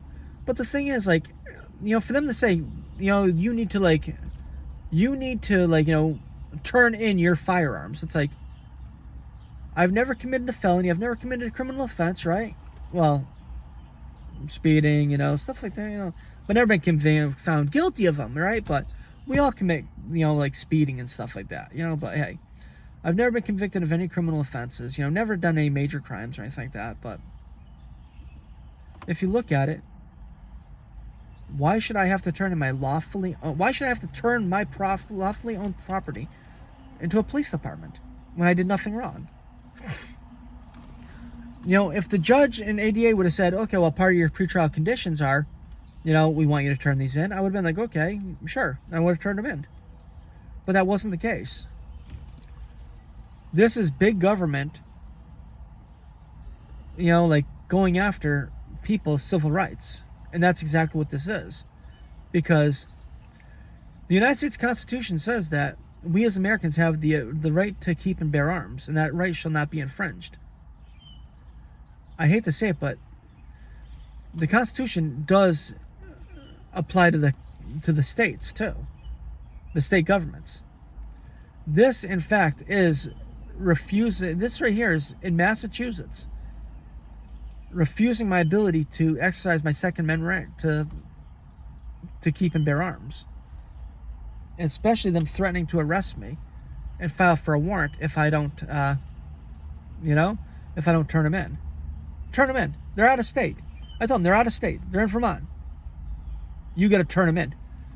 No, I don't. I'm legally allowed to own firearms and have firearms in the Vermont because I'm not a felon or any of the other, like, federal statutes that preclude someone from owning a firearm.